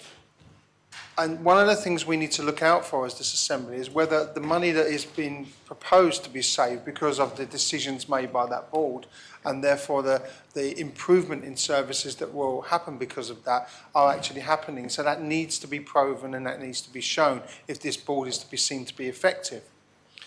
And so I'm very concerned that we're talking about individuals so often in this, and there obviously is some sort of issue with an individual and a report produced by an individual. And I think we need to look beyond that. And we need to consider what it is that this board is set up to do.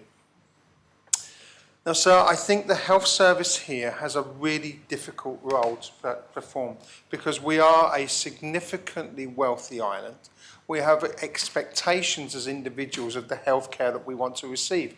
Every single one of us wants the best possible healthcare in the world on a small island. We also have a relationship with the UK, and a lot of our medical care is taken from the UK. A lot of it is essential services from the UK, particularly when there are serious issues that you have to face as an individual. And many of our islanders have to go off island to receive that medical care. And so that relationship is also extremely important. An oversight of that relationship with Jersey Healthcare and the way it fits needs some independence, I think, to see how it's working and to evaluate that. Because there will be vested interests on this island as to who does what. Consultants, GPs, etc., of course there will be interest because they are interested in performing well and interested in making a living, as we all are. Now, I think some of the fears over this board are extrapolating, and it's a classical use of the word extrapolation, sir. We're going from a point and getting to an end point that we are not clear about. And I think what we should be saying is to Deputy Feltham, thank you very much for bringing the amendment, which brings this board back to this assembly, not the next assembly, whereas I think that was done too often. I think sometimes it's been, and they're brought back to the next assembly with a change of personnel, and it means that you do not be accountable for the decisions that you made earlier. In 18 months' time, we will be clearly accountable for the decision we make today. If we decide to have this board, in 18 months' time, the Minister will come back, which should report back to us, scrutiny will report back, and we will know the success or not during that time of this board. That is a sensible and pragmatic and I hope a successful approach. But I, standing here, am not determining the outcome of that approach, because it could be a complete disaster. And take it from me, sir, if it is, I'll be the first person to stand up in this assembly and say, this is a complete disaster. But we cannot just make that up as we go along and say it will be for whatever reason. And we can take any area of our governance and look at the costs and the people who are paid at the top, from the CEO downwards, and say, why are we paying that amount of money? Perhaps we should be I totally agree. And those who are sat here, many on SCB actually, who oppose this because of the cost and say, let's put the money in the right places. Well, I really hope that you are pushing and pushing for a pay rise for nurses and teachers and those who are on the front line of delivering those services. Because otherwise, sir, you cannot have both of those things at the same time. So let's make sure we're doing that. So I have no problem with supporting this at this stage. An advisory board, it is non-statutory at the moment. And to be quite frank, sir, I'm not entirely sure whether statutory is a good idea or not. Part of me says it is. Part of me says, well, actually, we need to decide on what that governance structure will look like. But so we need to do that in a lot of our services. We've shown that from in SIPES, we've shown it in health, we've shown it in all sorts of our services, and the governance structure becomes complex, overloaded, and we don't know where we are. Perhaps sometimes, sir, a well-working advisory board is what we need. And the success on that will be on how well this board works. So rather than throwing this out and saying, well, we can fix this type of board that we already have, because there's been some recommendations and the same people will change their ways and it will all work, I think what we need to do, sir, is say that this advisory board is given an opportunity. But that is an opportunity. It's not the end of this, and we need to come back and prove its value later on. That's the check and balance that we have now got put in place with the acceptance of that amendment. So, sir, with that, I would suggest that members do support this, but they support it for the right reasons, and they support it, and in the next few months, and in 18 months' time, there's going to be an enormous amount of reading for us to do and an enormous amount of analysis for us to do on the success of that board. So when it comes back, we make a much more informed decision, given a context that we can all understand. Thank you, sir. All right, Deputy Scott. Thank you, sir. Well, Deputy Rob Ward's actually made a lot of points that I was intending to raise. I wanted to, first of all, there does seem to have been some muddled thinking, both in the preparation of this proposition, which might explain why there is that need for some further support of the Health Minister.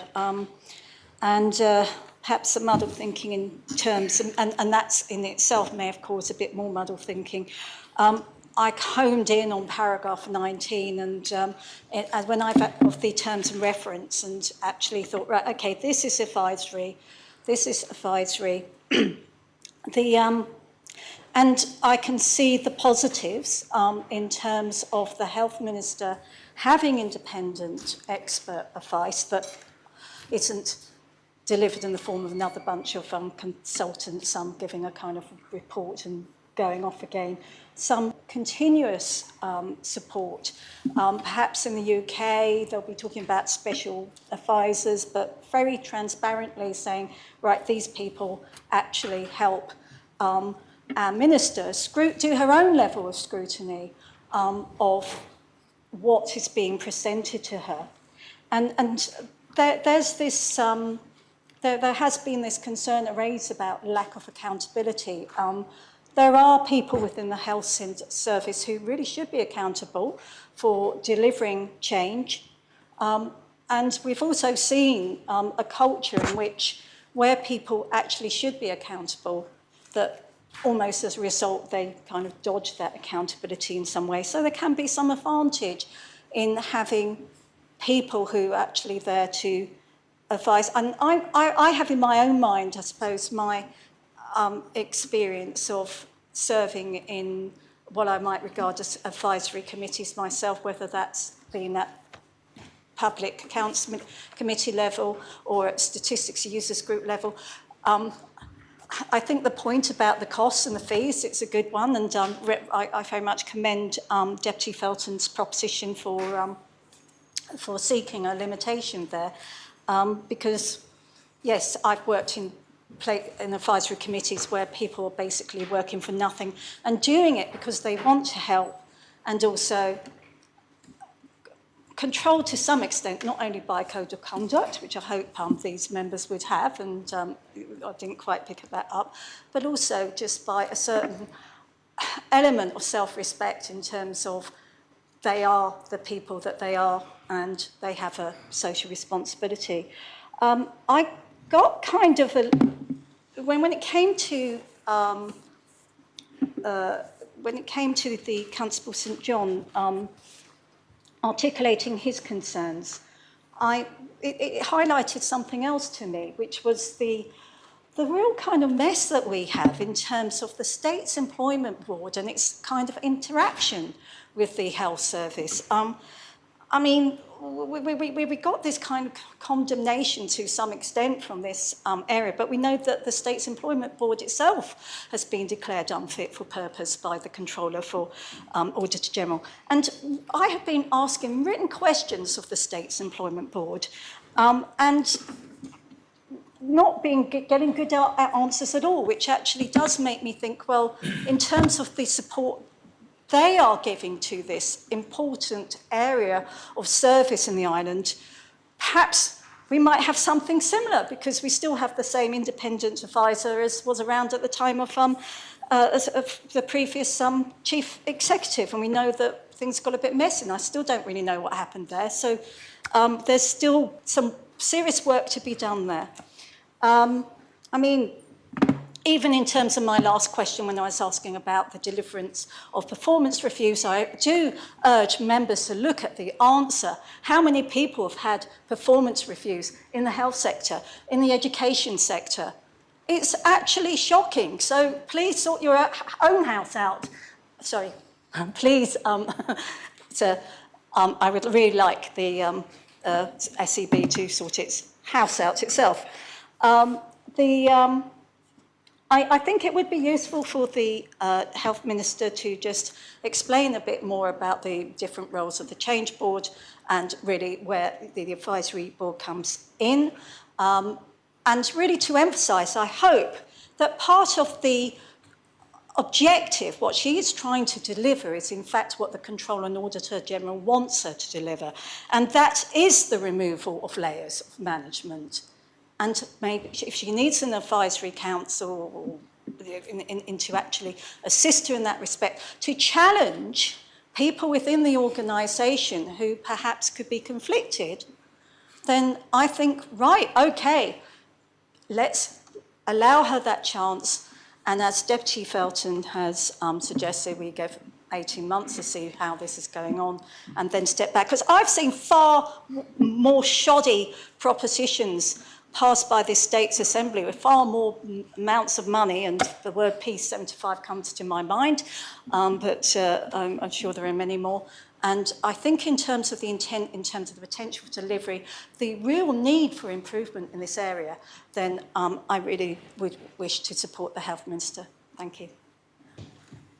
Thank you. Does any other member wish to speak? Connie St Lawrence. Yes, thank you, sir. Just very briefly, the Minister made a telling remark to me in her opening speech.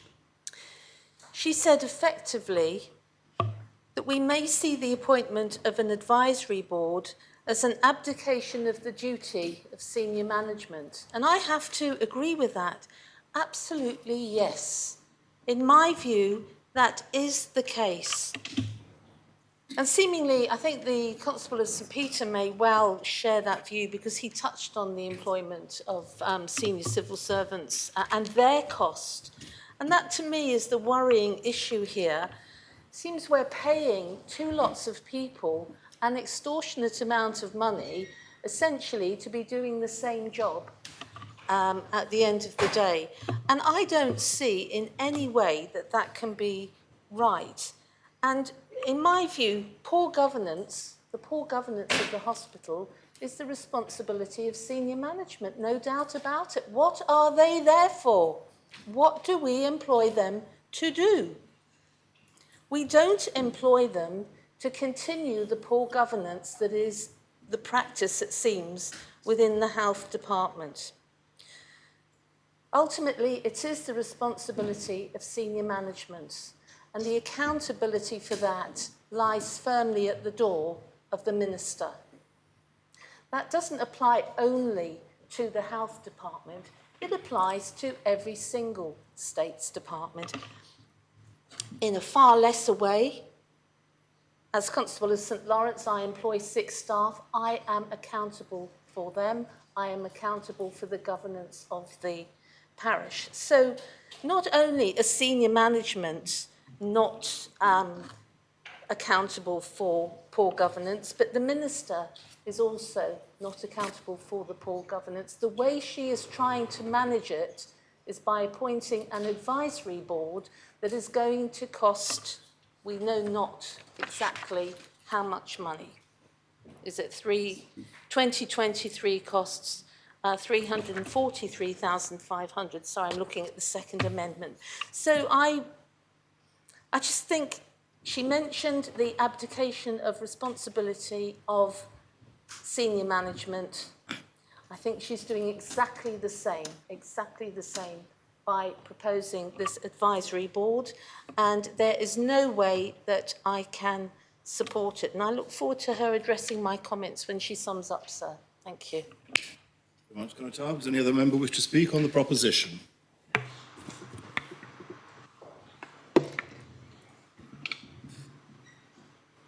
Deputy Gardner. Thank you, sir.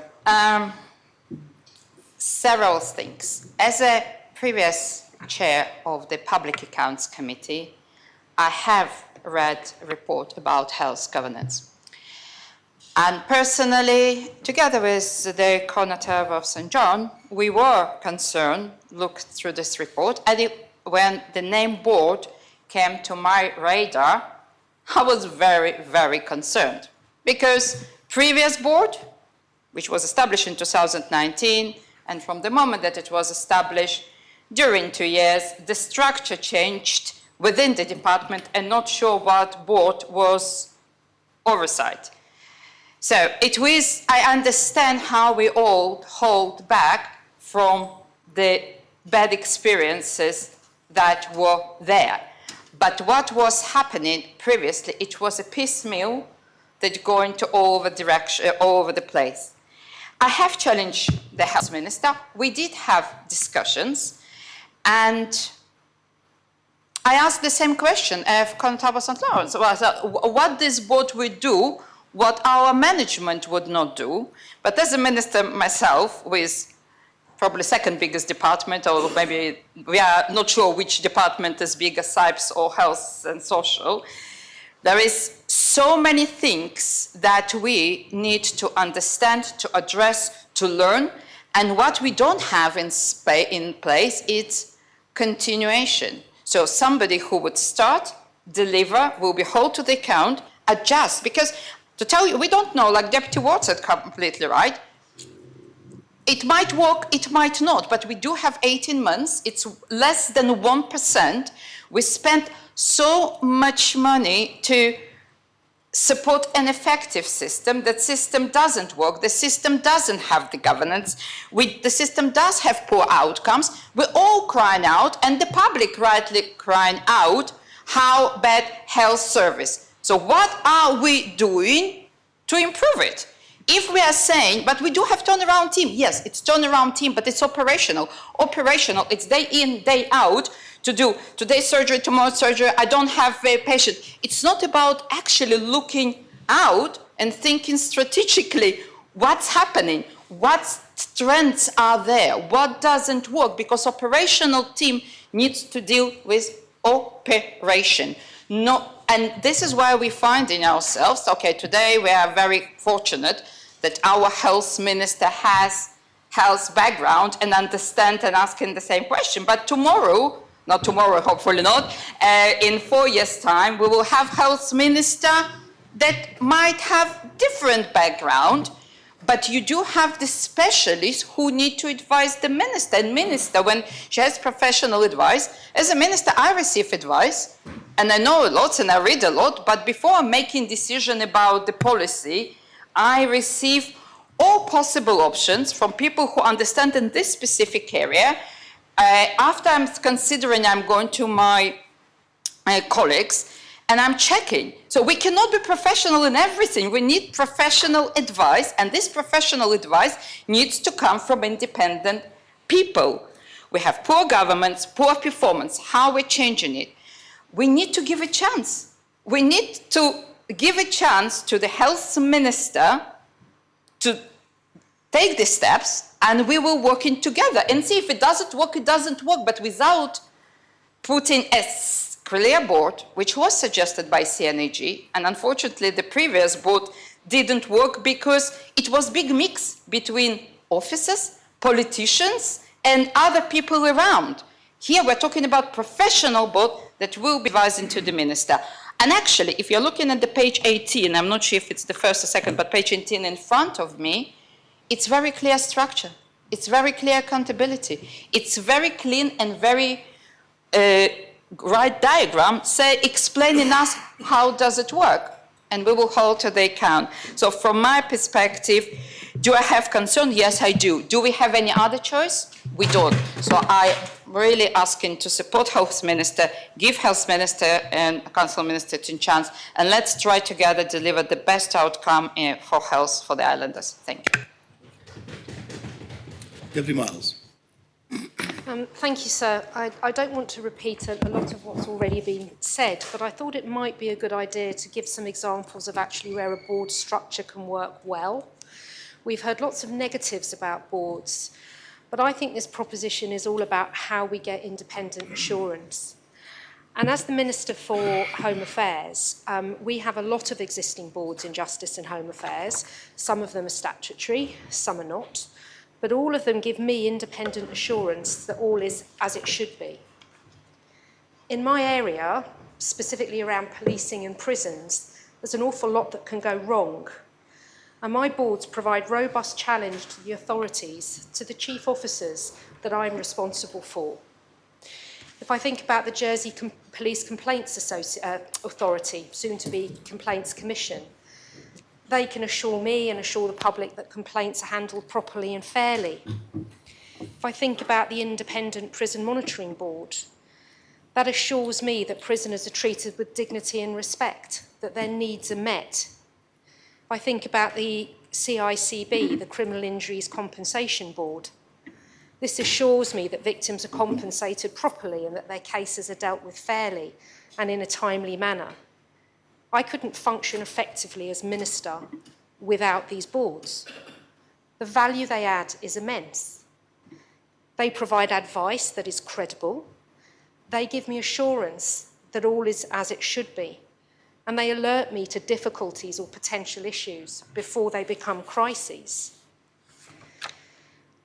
I think if the board structure had been in place, an effective board structure had been in place, I too was a lay member on the Public Accounts Committee when the Controller and Auditor General produced her report.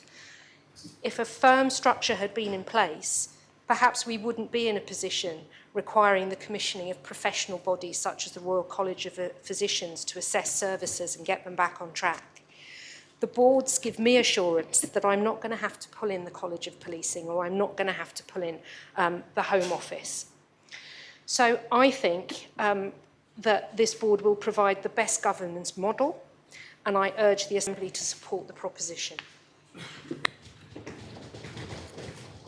Conor Tarverson-Brillard. Thank you, sir.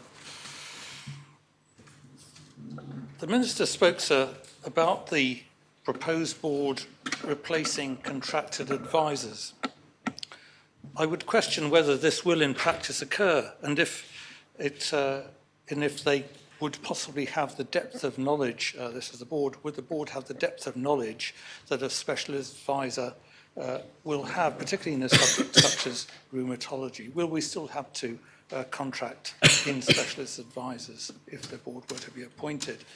So leadership is a responsibility of the Minister and the Director General, if we have one. I feel there is a desire to abrogate responsibility, but to my mind, the proposed advisory board is not accountable to anyone.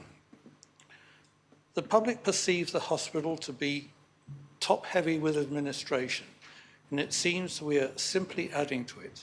So, sir, please listen to the staff and listen to the public. Benchmarking against the NHS is the sort of message we are receiving, but surely an advisory board should be far less paid than a full board who might have proper responsibility and accountability. I get the distinct impression we're being milked, sir. What about the health advisory panels which operated using local people free of charge in the past? I'm afraid that £500,000 over 18 months is difficult for me to swallow, and I note the interim chair receives an eye-watering Jersey untaxable sum given that he operates through a UK company. I suggest, sir, that supporters of this proposition are being gullible, and I would urge them to reconsider. We need a structure fit for Jersey, not an emulation of the failing NHS. Thank you. Very much. Conor Tarverson. Deputy Miller. Thank you, sir. I hadn't been going to speak today because I like to think, although it might not always be apparent, that I know my limitations. And my limitations begin very clearly at the door of the hospital. I've also spent 20 years working in and around boards of all natures and all types, but not on health. And I have absolutely no idea, personally, how you run a hospital. I think you need experts who know what they're doing, and you need to pay those people sensibly. And it seems to me that what I'm hearing today is that we just don't want to pay anybody anything. We cannot get people with the expertise and the qualifications and the skills we need. I think we're very unlikely to get people to do this on a voluntary basis. We have to accept that if you want experts and people who really know what they're doing, then you've got to pay them. And we seem to really have a problem with paying anything in health. That's what I seem to be hearing today. Deputy Ferry said to us, what is the cost of good governance? I would turn that question on its head. What is the cost of not having good governance? Now, I don't know, I'm not fully up to speed with what is being said about the rheumatology department, but I know, I've read the article in the JEP about a person who says he has been given the wrong medication for 13 years. That's appalling. And what I do know, because I'm a lawyer, is that lawyers are very, very expensive. And as I've said before, if you think a medical professional is expensive, wait till you see how much a good litigator will cost you. A lawyer in Jersey can cost you £600, £700, £800 an hour. and I'm out of date, but I think that's that's a decent estimate. A good law firm running a personal injury or medical negligence claim, a good law firm will run up tens of thousands of pounds without thinking twice about it, as will the law firm acting on the other side. And then as for the award to the person, one medical negligence claim could completely overwhelm the cost of this board, the turnaround team, and half the cost of running the management in hospital. Medical negligence is very expensive. We have to get our governance systems right to make sure we are providing good care to patients. And that, I think, is what the public want. I imagine that members of the public just despairing that this debate is even happening. They want, I believe, a healthcare system that they can be confident in and which is reliable. I have a constituent that I've spoken to several times recently. I wouldn't like to guess how old he is. He could be his late 60s, he could be his late 70s. I'm not very good with age.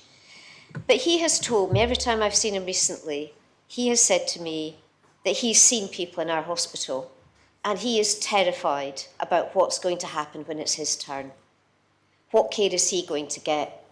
The public are nervous about the state of our healthcare, and we have to change that. And if this board, whether it's advisory, it's not an abdication of responsibility. It's clearly not an abdication of responsibility. It's to advise and help and get good governance systems in place.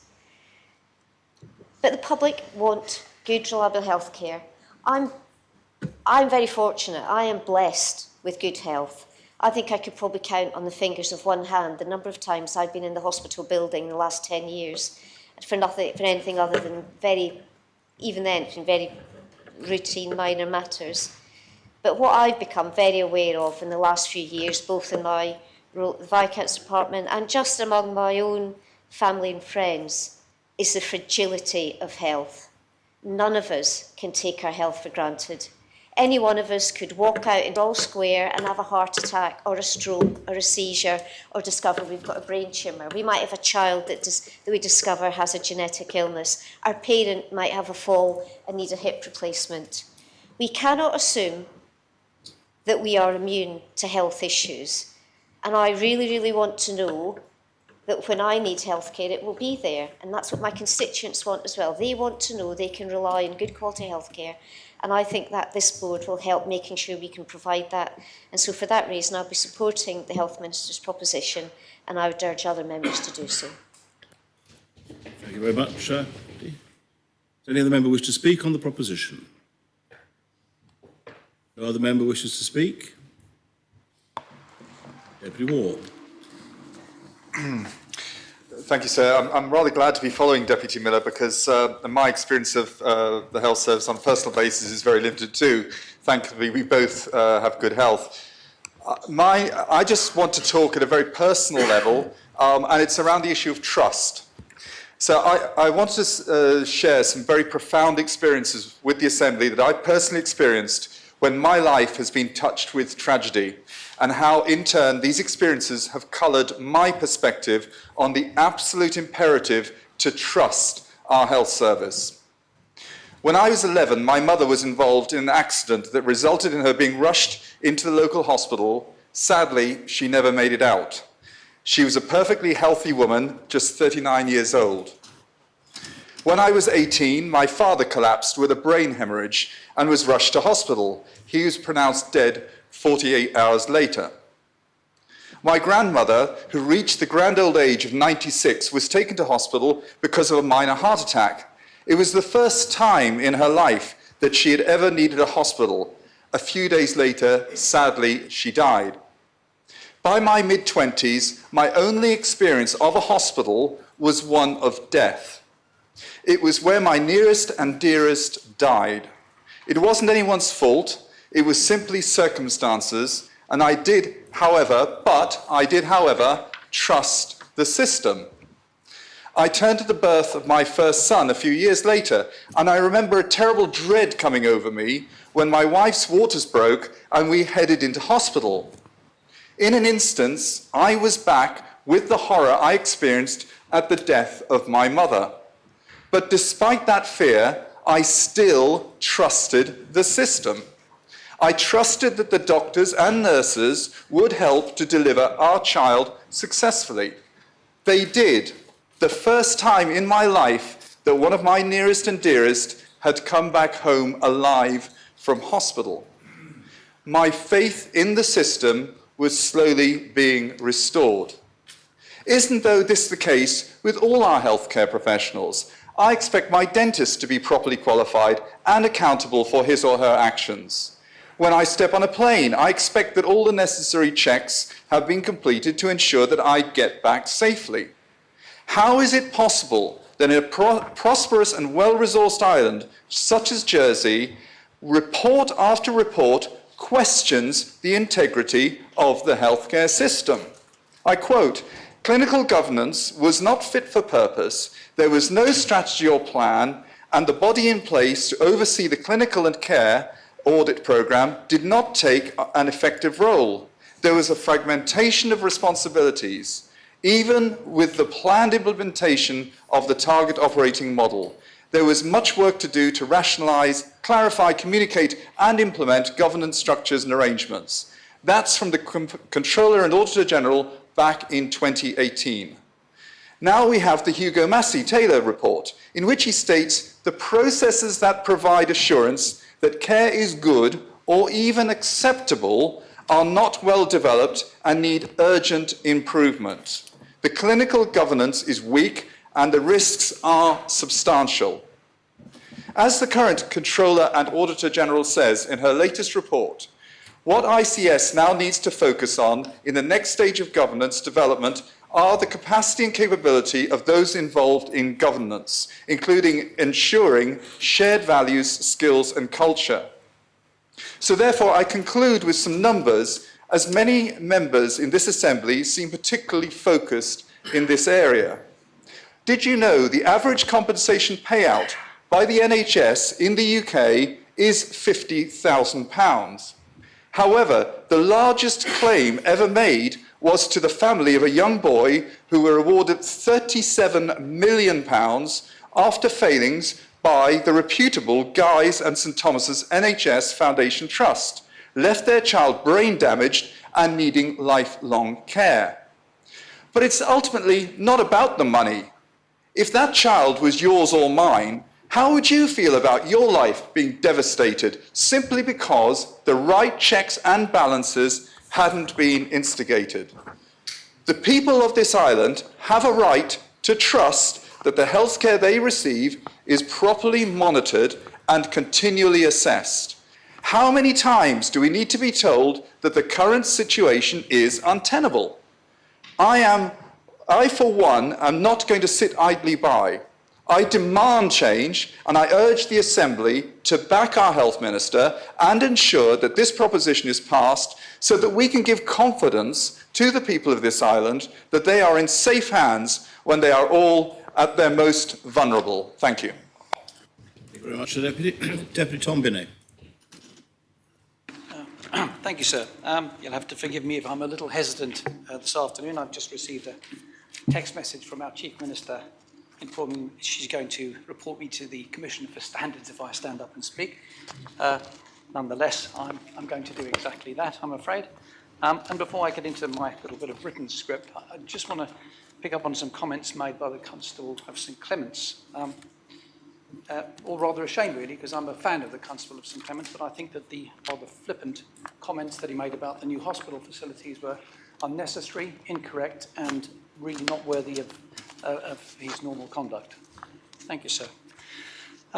Yes, it's with a good degree of regret that I find myself having to speak against this proposition this afternoon in its current form, sir, because as a rule, I think I'm a fairly constructive individual, and I've spent my entire life trying to build things and create things in a constructive way. So it doesn't come easy for me to break ranks with my colleagues. So I have to say that I'm objecting to it in its current form because I should make it clear that I don't have an objection to a board comprised of various professionals. That's not my issue this afternoon. My objection comes from a slightly different angle, sir, and that's of political responsibility. I've been told over the course of the last few weeks by several of those directly involved in this proposal, including Professor Massey Taylor himself, that it's the job of politicians to explain what they want from the service, then leave it to the professionals to get on and deliver it. And that's all very well in theory, but look where that's taken us in recent years, sir. For the 4 years before we came to office, we witnessed a systematic deterioration in our health service for reasons aside of the very difficult job of dealing with COVID. Perhaps I'm wrong, but it seemed to stem from a combination of, on the one hand, weak political leadership, that's both generally and in connection with the then Health Minister, and on the other, poor operational leadership by the professionals involved. What disturbs me is that this proposition seeks to repair one side of the equation without addressing the other. We're being asked to steadily hand over to a board of professionals with no countervailing structure to provide political oversight. And I'll repeat that, because that's what we're here to do. There's no countervailing structure to provide political oversight. And given that the intention is for the proposed board to oversee all elements of healthcare in the not-too-distant future, including the charitable sector, primary healthcare and GPs, I think the general public would be quite horrified if we do so without an appropriate level of political engagement. Having heard some of the disparaging remarks about the future of GPs, for example, the idea that one politician will interact with the board to decide possible changes to their arrangements fills me with dread. And that's without the other pressing and controversial matter of health funding. Yes, we might have periodic presentations to the Council of Ministers from the Health Board, but is that really sufficient given the current state of affairs? It might be worth considering for a moment that the last government left it to the professionals, and look where we ended up. Yes, currently we have some experience visiting individuals striving to turn the situation around, but there is still a great deal of change required, and those people will not always be here. So surely it must be our duty to get our own arrangements in order for the future. I'm sure that we'll be told that we can sort all of this stuff out later on, but as far as I'm concerned, failure to set out the correct structure in the first instance is simply careless dereliction of our duty to the people who've trusted us to look after their interests. Strangely enough, sir, we don't tend to have this level of neglect in other areas of government. For example, in my own sphere of activity, I oversee several quite important areas. The hospital is one, and here the project is overseen by a well-composed political oversight group. Indeed, it's worth pondering for a while on the composition of that group. I'm not left with the professionals to do as I please. I've got to report into the Chief Minister, the Health Minister, the Assistant Health Minister, the Treasurer. I'm obviously present. We have the Project Director, Clinical Advisor, and 3 non-executive directors. And it's worth saying that with property holdings, we have a similar arrangement. I can't do as I please with the team. We're governed by the oversight of the Future Places Group, sir. And that's just as it should be. So we need to be mindful of the fact that health has the largest operating budget by some margin and occupies probably the most important place in the minds of the public. So why not comprehensive political oversight here too, especially while the service remains in such poor shape? And there are clear underlying intentions to make significant changes to the fundamental structure of our health service. With all this in mind, sir, what I'd really like to see is I'd like to see the proposition taken back and all of these things put in order. I'm certain that's not going to happen. I realised before I got to my feet and probably risked my job that I was on a losing wicket, but I just thought that somebody needed to say it because it needed to be said, sir. Thank you. Any other member wish to speak? Conatapa St Mary. Thank you, sir. And again, I wasn't going to speak, but it was a comment made by Deputy Miller which prompts me to do so. She correctly referred to the question of litigation. I have been a lawyer. Unfortunately, I didn't receive the £800 an hour to which she refers to ever, but I'm aware of current rates, and it is the case, again to my knowledge, that the hospital has been subject to litigation claims. So I should have a question for the Minister rather than else, which is, in the course of working out the best system for the future, has there been dialogue with the insurance company to find out what they would want, what they would need, on what basis would they reduce premiums, or if we kept it as it is, would there be an increase in premium? Is she able, please, in her summing up, to advise whether there has been any dialogue with the insurance company when she speaks? Thank you. Conatapa, does any other member wish to speak on the proposition? Renif. Thank you. Thank you, sir. I want to focus my comments on what we're actually here to talk about. The principal issue we're debating is the setting up of an interim non-statutory advisory board to oversee the operation of the Health Department with up to 5 non-executive directors for a period of 18 months. Of course, the real underlying issue is patient care, as the Health Minister and Chief Minister made clear. Therefore, the question I ask myself is a simple one. Does this proposal make it more or less likely that the Health Department and the government is able to deliver better health care to our people? I am convinced that that is the case, which is why I'm speaking in support of this proposition. It has been interesting to hear the debate so far. It seems to me that there are an awful lot of distracting issues being raised. In my humble opinion, the actual proposition before us is a simple one, and if we keep the focus on what is actually being proposed, the decision to support it is also relatively simple. I think we've already heard many people say that the problem we're trying to solve has been widely acknowledged and identified. The CNAG report and the Massey-Taylor report, and interestingly, the Housing Minister used exactly the same quotes that I had pulled out to draw attention to those issues, so I won't repeat it. But I will say that what all the evidence reveals to me is these are stark, serious, and frankly scary conclusions that have been reached. The government accepted the report and the recommendations of the Massey-Taylor report, which included the consideration of a board at recommendation 13. So the solution to the problems that have been identified is clearly complex. It needs a relentless program of improvement in many areas.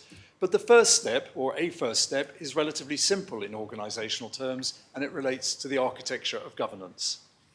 A health board, as we've heard, is a standard way of governing large, complex health services. Because it is so widely used, it's impossible to argue that introducing a health board implies any particular model of healthcare going forward or any particular funding of healthcare going forward. It is simply a well-tested organisational structure to ensure that management is held to account for the performance of the health system.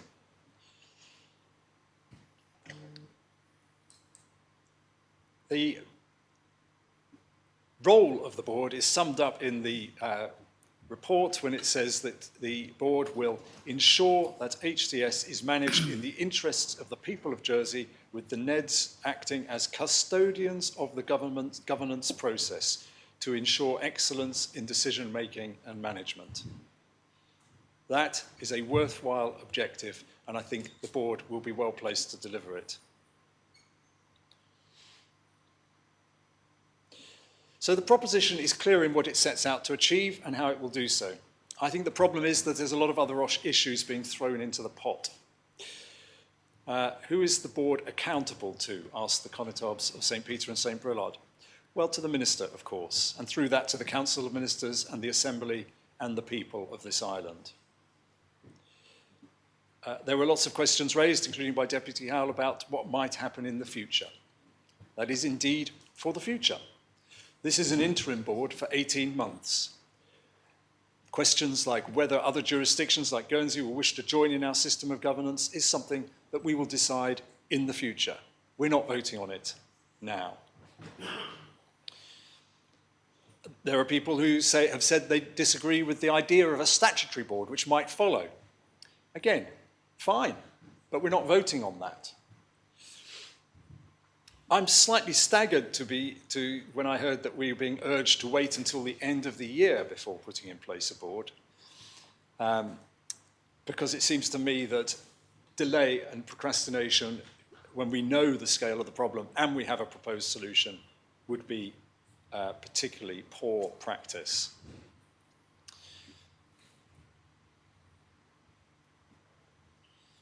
I do think, therefore, that if there's one thing that critics of this proposition have to achieve, and I don't think they have, to be fair, if you're going to argue that the board is not the appropriate solution to the identified problems, or if a different type of board is required, then the obligation is to explain what the alternative is. There is no amendment before us to propose a different way forward. It is nihilistic to say no to this, just wait, we're not sure it will work without being absolutely clear about the alternative. One of the suggestions is that we need greater political oversight.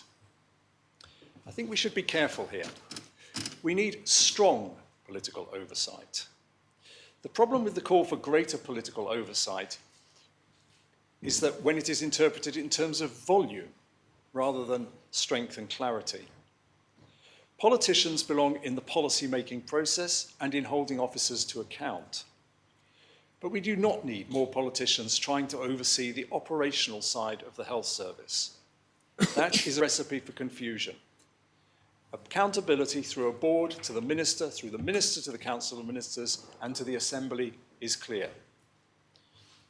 Adding additional political oversight of the board would confuse lines of accountability. It would be a recipe for meddling and micromanaging. And I think with respect to Deputy Binet, he referenced the Future Places Group, and I think that would kind of make my point in a way. The Future Places Group is involved in deciding policy and strategic direction, not in overseeing the running of any particular government department. Let me say a few words about the Health Minister as the person who will hold the board to account and the role she has to play.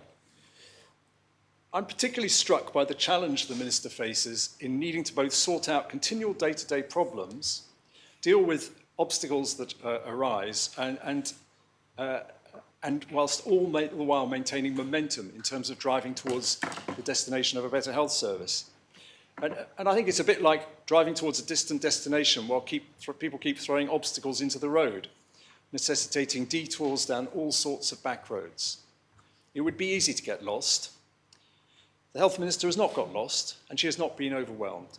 She has pursued a steady course, starting with the report, the Massey-Taylor report, carrying on with the turnaround team, and now with this board. It is a clear, coherent programme of improvement. So it was also said that this starts our way down the road to the NHS in Jersey or arm's length organisations or other kind of independent means and so on. And I don't believe it does. As I've said, a board of this type is standard practice in many types of health system. It's a bit like arguing that we are copying the UK in our building standards because we insist on putting foundations into all our buildings. So we need solid foundations for the governance of our health service. Having foundations tells us that the building is likely to stay upright. And I think a board is a key part of those foundations. The question of how health policy is decided and who should be involved is not a part of this proposition. It is a separate question. Or, to put it another way, we need the board any which way. Whatever layers of political oversight you put in place, they should not be involved in the day-to-day interactions with the board. It is the job of the board to hold the service to account, and then through the minister.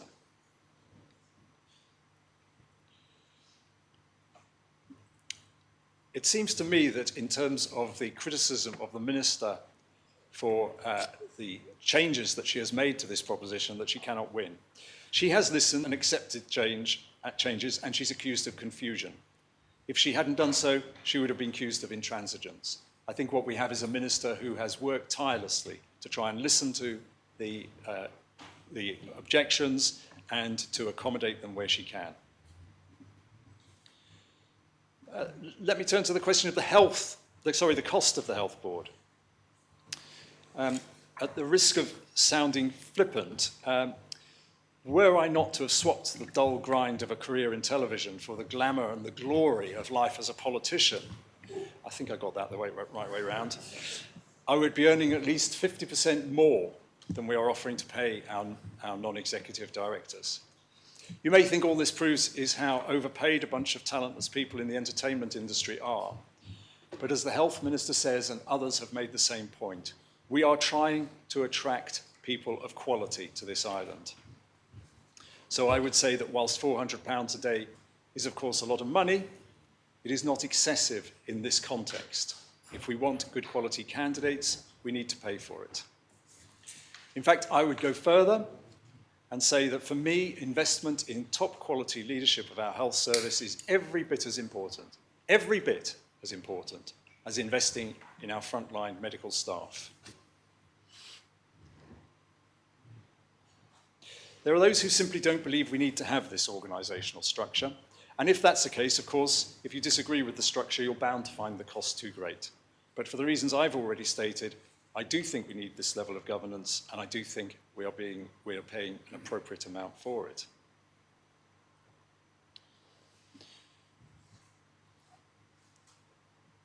So,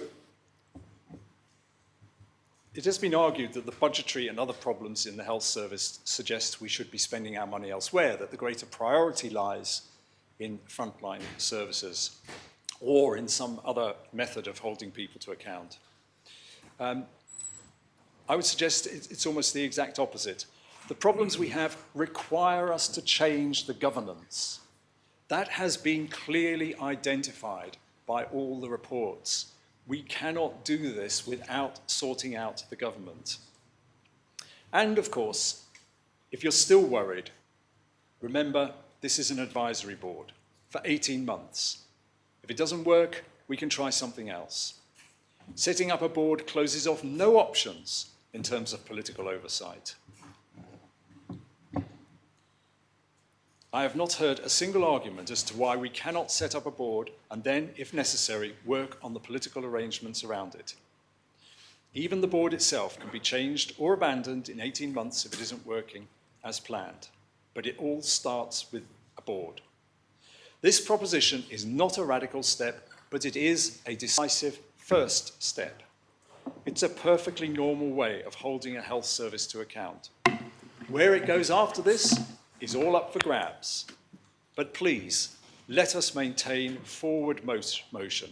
Let us support the proposition and continue the improvements that are underway. Thank you, sir. Very much. Does another member wish to speak? Deputy Gorst. Thank you, sir. I wasn't sure whether to speak. I'm not sure that this debate has been quite as productive as it might have been. Having said that, I think there are important points which every member that's spoken has agreed upon, and it's important for us to remind ourselves of that, whichever way we are to vote this afternoon. So we are an island, and we glory in our constitutional rights and privileges, and so do other sub-sovereign jurisdictions around the globe. But it is true to say that in the modern age, as the governance requirements, in whichever field we are talking about, increase, and those in larger states create large bureaucracies to, in their eyes, ensure good governance.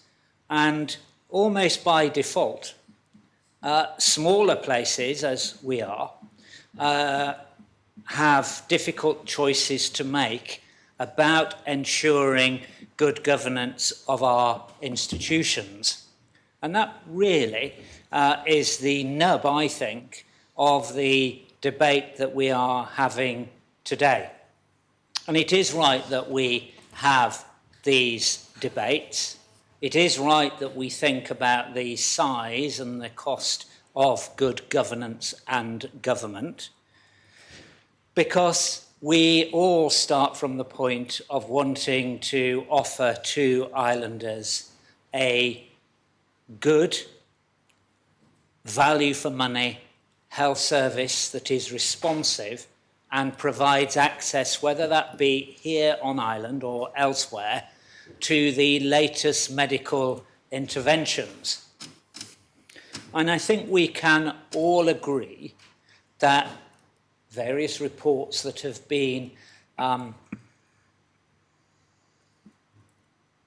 read from this afternoon that we have been reminded of show quite clearly that the current state of good governance of our health service is not where it should be. And we are even now, unfortunately, in the middle of a review and investigation in regard to one particular element. The Constable of St Mary asked about insurance. Of course, I think about money, things like that you would expect me to. And he is right to highlight that point, because insurance companies and our insurance provider look to see that we have good governance provisions in place, as they do when we're taking out personal insurance. It's no different, is it, to is your house locked? Most of us probably, sir, have a little bit of grey there when we fill that in on our insurance form, living where we do, in light of us thinking that our doors are locked, knowing that actually we don't really check whether they're locked or not, because it's not an issue for us. And other things in that regard as well. Well, insurance brokers and providers look to see good governance, they look to see what practice is going on, and they look to see where there are faults and difficulties. And they adjust premiums accordingly. So I think that we know that, and the Constable hits on a very good point. Anything that we can do to strengthen governance will help mitigate premium increases. The challenge I think that most of members have found is whether the board that's proposed is going to be have appropriate oversight, and whether it's the right structure, and whether management of costs are appropriate as well. I come to this from the perspective that I think, having tried many other approaches, that a governance board is the right approach. And I'm not really sure that I've heard anyone this afternoon suggest that a governance board with non-executive directors and the executive of the hospital seeking to improve the governance across the board and ensure thereby, although it's not necessarily the case, so we've got to be clear about this, bureaucracy doesn't always produce good outcomes. So we've got to do this with our eyes open and be prepared, as other speakers have said, to adjust during the course of the 18 months that this will be in place. But we expect, as the Home Affairs Minister said, with boards in her area, boards can help with governance and produce better outcomes. And if we look at that model, then that is what we should see as a byproduct. Now, I understand that, so as you'll have gathered, as the debate's gone on, we've discussed this at Council of Ministers, and I think we've had good discussions. Not all issues have been resolved, as you will have noticed. And one of those issues which I think does remain open, but I know that colleague ministers are mindful of, is how the Health Minister herself is supported in balancing what will now be a good governance around the everyday administration of the hospital and the provision of services, and how she is supported to make sure there is proper governmental, we like to say political and then we can be unkind about it, but governmental oversight and control there as well. Because creating a governance body is not providing an open check to say, just say you can spend whatever you like, and the Health Minister knows that. And so there are those areas which are still to be addressed. There are others who've spoken about the board and the number of people on the board, and I have a lot of sympathy for them. And it comes back to that point of, yes, we know we've got to improve the governance. A board will help us improve the governance, But do we always in Jersey, and I have been guilty of this as much as the next person, do we always in Jersey have to go for the very best and the most expensive? And the truth is that we don't. It could be argued that maybe we haven't quite managed that bit as well as we might have done in this regard. But that, for me, does not mean that we shouldn't go ahead with this improvement in governance. I am extremely pleased that this is an advisory board. And for my part, I make it clear in voting to support this board today that I wish it to remain an advisory board and not to become a statutory board. And the reason that I am clear about that now is because I do not believe that you can square all of the circles of accountability to this legislative assembly, accountability to the Council of Ministers, and financial accountability if you do create a statutory board. I think the benefits of a non-executive advisory board, which will help with governance, are suddenly no longer there if you create a statutory board, because what you are ultimately doing is you are encapsulating in legislation friction between services at the hospital, between the minister and between the Legislative Assembly, and therefore between the hospital and islanders. And therefore I can't support that. I cannot see any legal way in black and white that you can solve those problems, and therefore for my part it's got to remain advisory. So I've spoken for 9 minutes. I know that members feel strongly. I know that they're thinking carefully about how they vote today. I know that for my part they've raised some really good points. I, on balance, think that this is an appropriate step because it will enhance the governance of the hospital and the health service. I would say, so there are some elements that don't actually fall within the health minister's remit, but have now been moved to the the CIPES minister's remit, around CAMS, for example, that really should come within the remit of this new board, and yet they're outside. So I think that's something that can be undertaken as well within these 18 months to make sure there is a coordinated approach to health services to islanders. And I support the reporting back to Council of Ministers every 6 months. Perhaps it could be even more. I know that ministers are busy, but I do think I, for one, was surprised by how many times on the doorstep in the election islanders raised with me the difficult experience that they'd had in the provision of health services. That's not about the individuals in the health service. It was about waiting lists. It was about their experience, about travellers, about all of those things. And that, for me, showed that we needed to do something different. We needed to be really quite creative in what we were doing. And I think that this is a good, positive step. Thank you, sir. Thank you very much, Deputy Morell. Thank you, sir. Thank you, sir. For those members who have cited cost as one of the concerns they have with regard to this health board, I ask them to listen to the Treasury Minister. I think all of us could probably agree that the Treasury Minister is a man we know as someone who cares deeply about spending and never spending too much.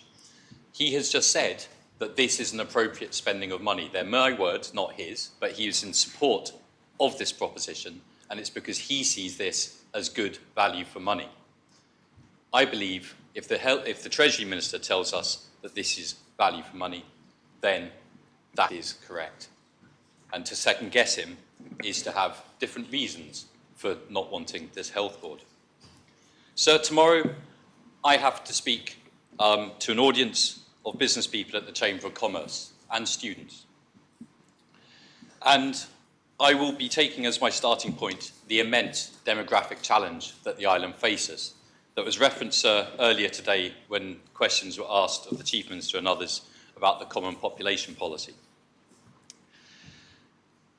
We, as an island, need to have our eyes very wide open with regard to this demographic challenge. Within 17 years, the amount of people supporting the amount of retired people, the amount of working people supporting the amount of retired people will have fallen to 1.4. That's 1.4 working people supporting every retired person on this island. Today, that ratio is 1.9. So we're going to lose half a working person for every retired person in this island. That creates an immense economic challenge for our island, and we need to start sorting that out. So I will tomorrow be arguing that we need to be set on a course for significant sustainable economic growth. At the same time, and I won't be discussing this tomorrow, I also know that one of the ways that we can help avert the financial problems that come from that demographic challenge is to reduce the cost of our healthcare system. And by reduce, it will only grow in overall terms, but make it much more efficient than it currently is. We've heard people today talk about paper records. We're still in that world. This is the 21st century. We've heard people talk about their experiences of doctors or being told about consultants who hadn't kept records for years. We've talked about reports which have told us time and again that governance in our healthcare system is not good enough. And every single member in this assembly, I believe, would say we need to improve the healthcare system. And yet, what do I hear? I hear people saying, members of this assembly, saying we need to improve the healthcare system, but not like this. Every time there's a desire to change, a wish to change the healthcare system, it's like, oh no, you can't do it like that. Have they actually come up? Have I heard one example of how, instead of doing this board, a different board or a different mechanism could be used? Not one. For all those critics, they have no suggestions to put in place. We need significant change in our healthcare system. That is one of the ways we deal with the massive demographic challenge we have ahead of us. That means we cannot have a health system that is modelled on the 1960s, 1970s, 1980s. We need a healthcare system that is fit for the 21st century. And that means a healthcare system where governance is its foundation. And currently, unfortunately, we do not have that healthcare system.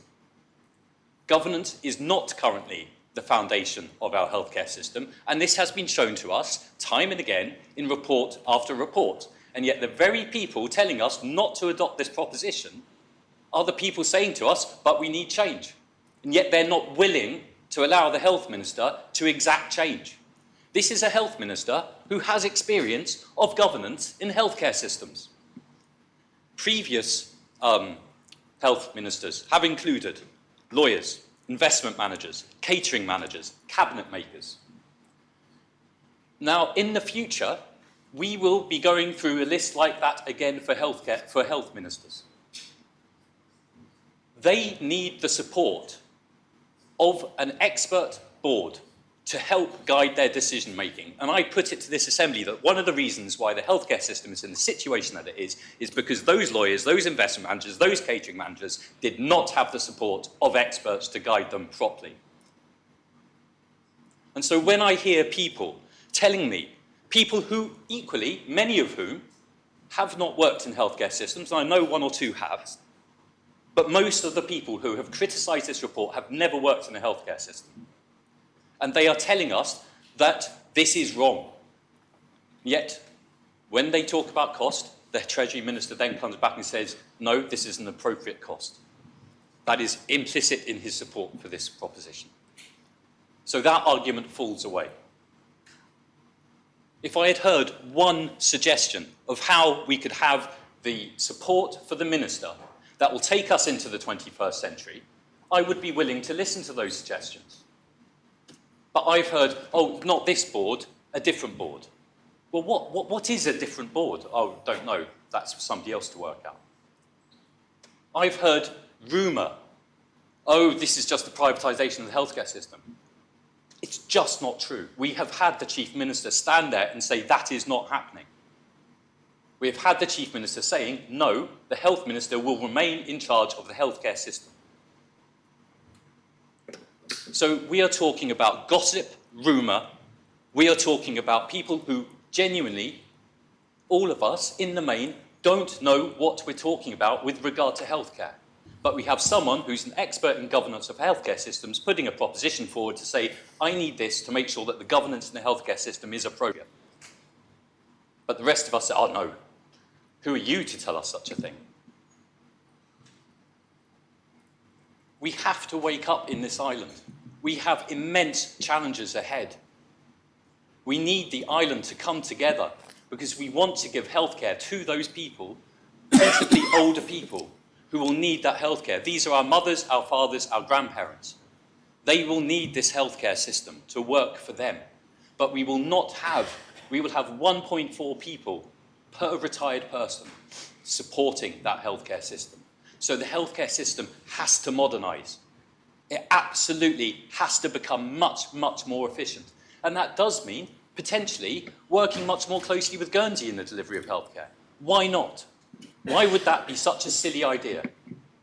We had a proposition last year from Deputy Tadier, which was about having radiation treatment units in Jersey. One of the things that came out of that was that these particular units that we were talking about need a population of 250,000 people in order to work properly. The Channel Islands as a whole cannot deliver that population. So we know that we have an issue with scale. As 100,000 people, we have a much bigger issue with scale than 160,000 people. These are the questions that we're going to have to, as an Assembly, come to terms with as we seek to modernise, desperately needed modernisation of our healthcare system. And those who stand in the way of that modernisation are standing in the way of Jersey moving forward into the 21st century. They are standing in the way of Jersey being competitive in the 21st century. They are standing in the way of us looking after our elderly population properly in the 21st century. And that is not where I want this island to be. This is a reasonable proposition. It is for 18 months. If this does not work, then we will all be able to be back here in 18 months' time and say, this did not work. And I have a funny feeling the Health Minister would be the first person to put her hand up and say, this isn't working the way I expected it to work, therefore I'm not continuing with it, this is something else I'm putting in its place. This is not a multi-million pound proposition. This is not building massive hospitals on hills with billion-pound price tags. This is about £206,000 a year to deliver the governance which will provide the safety that we need to know is being delivered in our hospitals. And yet, we know in the last few months we have had reports from the Royal College of Physicians telling us that there are issues with safety in departments in our hospital.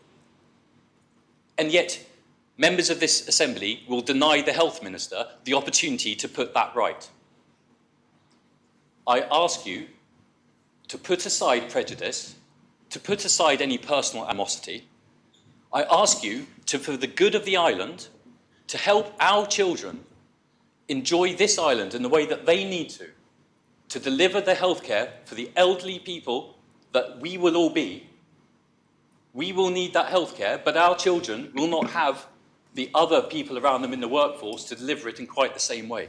So I ask you to put aside all of that, to vote for this 18-month-long proposition,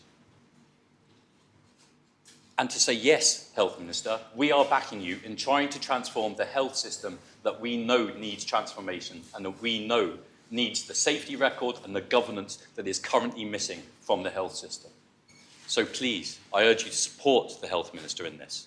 This is an important, small, but vital step forward in taking our health service into the 21st century. Thank you, sir. Thank you very much, Deputy. Does any other member wish to speak on the proposition? Deputy Felton.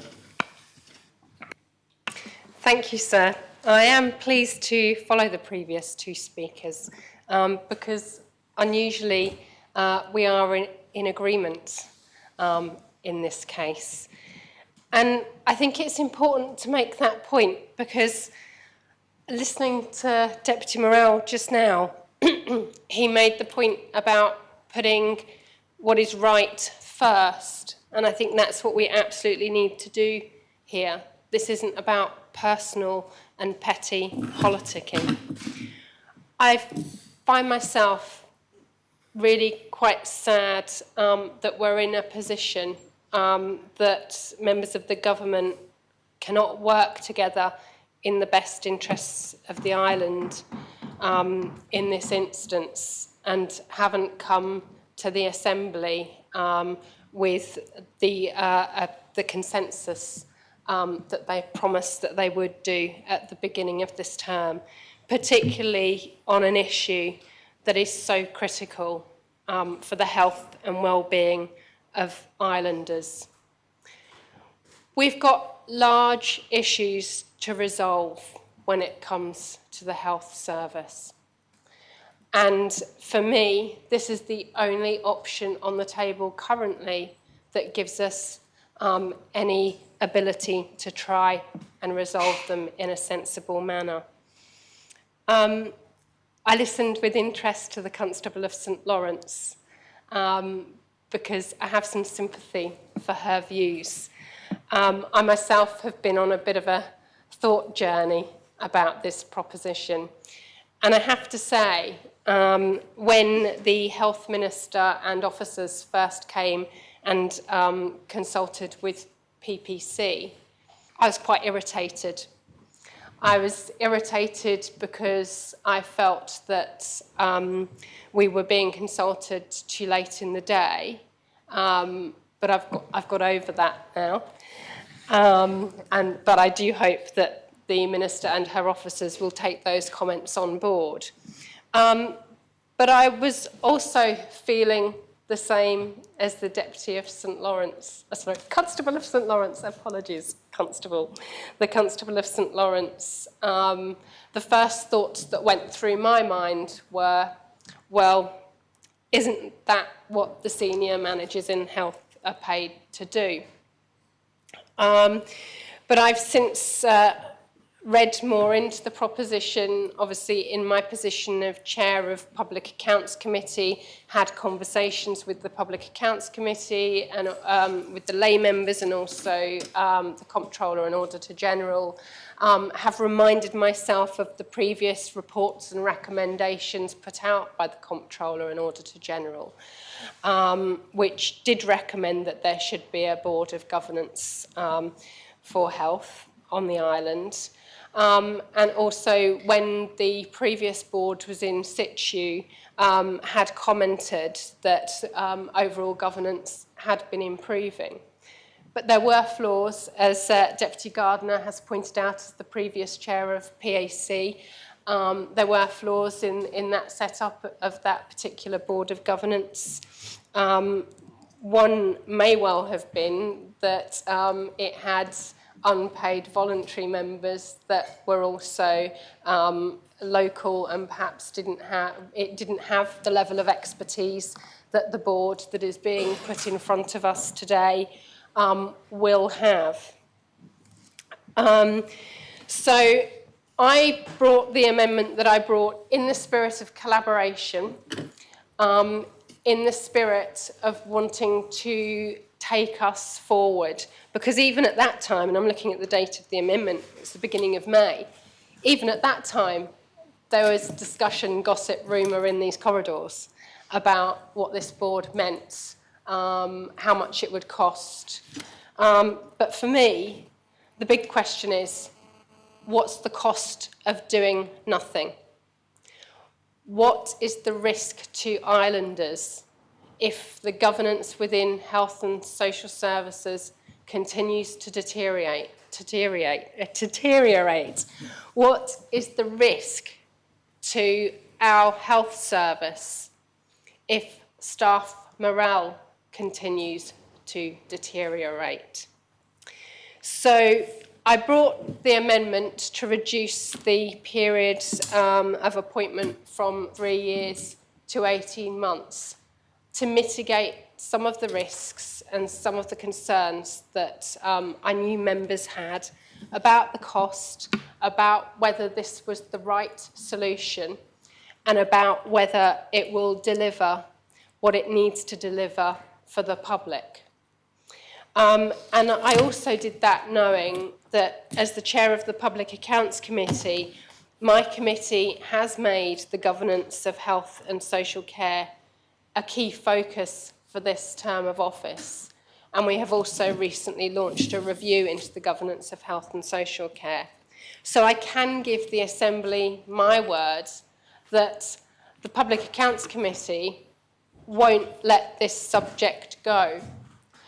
We will be scrutinising the senior officers and holding the senior officers and the Health Board to account for the actions that they take and how they are managing the health service, and also for the advice that they are providing ministers. So I do hope that members that are hesitant, worried, concerned about what this proposition means will change their minds and support it. Because at the moment, as Deputy Renouf and Deputy Morell have both pointed out, this is the only option on the table. This is the only option on the table, despite it having been on the table for several months. The people speaking against it, the naysayers, the people telling us that it won't work, have had all of those months to either bring their own propositions or bring amendments to this proposition. The fact that they haven't done it suggests to me that they don't have a better option. At the moment, this is the best option on the table for us, and we need to take action for the good of our health service and for the good of the public of the island. Deputy Lewis. Thank you, sir, and I hope I won't be bothering the timekeeper, and I ask members to bear with me for the first couple of moments, because after I read this, the first thing I wrote down was ALOs. I read this and I started to get, whether right or wrong in my brain, a sort of abrogation of political responsibility, and I thought about ports and I thought about Jersey Development Company and how those two in particular have worked or haven't worked in the way that politicians might have imagined when they were first set up, and certainly members may know that I was never very happy with the way ports were moved. But anyway, so this is one of those debates that I see where you have a number of things where you can move one way or the other very quickly, and the first thing I want to say is detail. You know, do we need more detail? Those would say yes, we do, and then others will say yes, but getting that extra detail is going to hold you back, and do you want the delay? Then we get to the question of political oversight, and some will say you've got to have political oversight, it's vital. Others will say the last thing you need anywhere near this is politicians. And then you will have if you do have the political oversight, the health minister. And having a health minister who's knowledgeable and top of her game, or got their game, should I say so, excuse me, is really what you need. But in many instances in the past, I've always taken the view that you have to imagine the absolutely worst possible person in this role and the power and influence that you might give them. And the next thing I wrote down, so after that, was sort of a conclusion, if you like, and it was these words: set them loose and let's see what happens. And I found myself asking myself, really? With such a vital service? Which is why, so I'm surprised that some people who've said that they want to support this, we talk about the advisory board, could move to a statutory situation. It's got less remit than it used to have, and maybe that could change as well. But I'll just finish with this. It's been said to us, and it was the Environment Minister who said it, he said, set it up first and let's have the political arrangement after. And he talked about foundations, but I would say to the Assembly, for something as vital as this, before you start building, you make sure your foundations are 100% solid. So I'm sorry, sir, this is a close call for me, but I won't be able to support this position.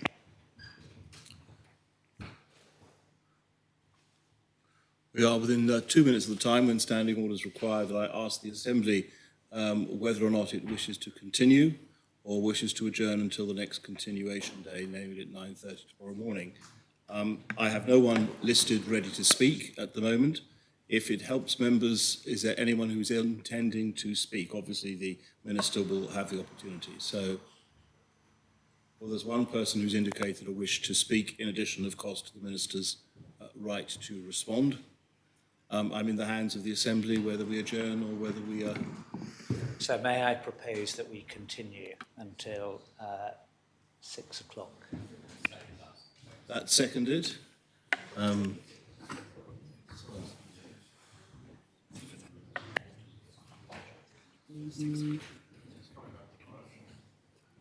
Right. I'm asked to remind members that although the proposition that's currently being made would not prevent that, there is a briefing from the Commissioner for Standards scheduled for 6 o'clock in the chamber. So that's what members will be committing to if that's... very well. It's seconded. Does any member wish to speak on the proposition for staying until 6 o'clock? Deputy Tadier? So I don't think it's wise, even though we're staying, some are staying till 6, others have appointments, I think, to get off to. And I think it's unwise to work right up until 6. It doesn't give members a chance to stretch their legs and to clear their heads before talking to the Commissioner. And I don't think we're going to finish the debate today anyway. And we're going to have to come back tomorrow. So I simply make those points to... that we will fill the time allotted and it will go into tomorrow and we'll finish at whatever time we finish. So I, for one, have got an appointment this evening and won't be able to stay till 6 anyway.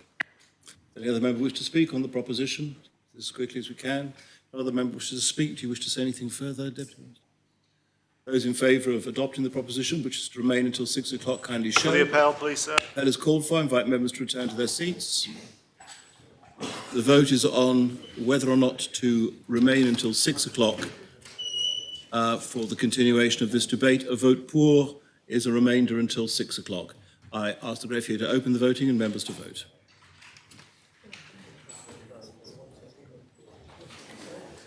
If members have had the opportunity of casting their votes, then I ask the greffier to close the voting. The proposition is adopted, 29 votes pour, 13 votes contre, no abstentions. We continue until 6. Yes. Does any other member wish to speak? Deputy Andrew. Thank you, sir. This is probably one of the most contentious items that has actually been presented before the Assembly for some months now. And I understand why there are pluralistic discourses among 49 of us in this legislature. But it's absolutely paramount that something ought to be done. When we are looking at our health service, we need to be looking at the amount of expenditure relative to GDP and compare that to other jurisdictions. The percentage is very, very low. However, compounding this, we just need to look at the problems we have, the problems with culture from within. And this is something that the Controller and Auditor General and also the Massey-Taylor report highlights too. So can we really expect the Health Minister alone to address the cultural issues when there is a headcount more than 2,000 in the Health Department? And the answer is absolutely not. That cannot be done. And there needs to be external assistance. Because if you are asking senior management to be reporting directly to the Minister, you also need to be questioning, well, is it not those individuals who potentially could be the reason why we have a poor culture in the first place? And this is exactly why, by having an external board where you've got those 5 non-exec positions, you have people who are here independently, being impartial, who have no prior knowledge of the culture from within, who can actually observe what is put before them, and they can actually properly come up with findings, and they can inform the health minister on what the best way is forward. Now, it seems to be the case that some politicians are very concerned about the cost, and rightly so, absolutely. But you also need to think about, if we don't have this board in place, are we going to be seeing overspend after overspend after overspend year upon year? And the answer is yes, most likely. Are we also going to see culture be addressed? Probably not, because again, there seems to be a resistance to culture. And at least with Massey Taylor, he was the one who identified this problem, and we still have him in place. As much as some people may disagree with the appointment of Massey Taylor, he is very clearly a very intelligent man. He's one of the most capable individuals that we have available to us. And actually, on a UK level, he's one of the best in the country. So I think actually we can count ourselves very fortunate to see this individual be heading this board, and by actually informing the minister, it means the minister can be better equipped, better informed to implement change. And that's the whole purpose of this board. Now, there's some politicians who are questioning, well, actually, is there only going to be the board who is accountable to the health minister? We also have to remember as well, there is a structure within the health service, there is headcount, and also civil servants have to be still responsible to the health minister. So there are two lines of reporting here. However, one of them we have to question. If it continues to be civil servants reporting to the health minister, is the health minister being properly informed? And I don't think that will be the case, no. Who wants to actually be properly informing your boss about some of the issues within your department? Would there be that potential that some people would withhold certain information? Of course. That could be a potential risk. And therefore, by having this board external to the health department, we have people who can observe from afar, who can report back to the health minister and report back to the council of ministers as well, more broadly. And I think this is probably better that we see the entirety of a council of ministers being informed here, rather than, say, an individual minister. Because at least you have that broad discussion around the table where you've got 12 ministers and also the 3 assistant chief ministers as well. Because that is where you can potentially build a consensus and you can directly then bring about change. Whereas I think if you have power within the hands of one individual, there is always that risk, for instance, that the person could become, I don't know, potentially they might be led by their political ideology, their political conviction. Whereas I think if you've got everybody around the table, it means actually you can provide those cross-checks and balances more. And I think that is one of the benefits of the amendment being brought forward.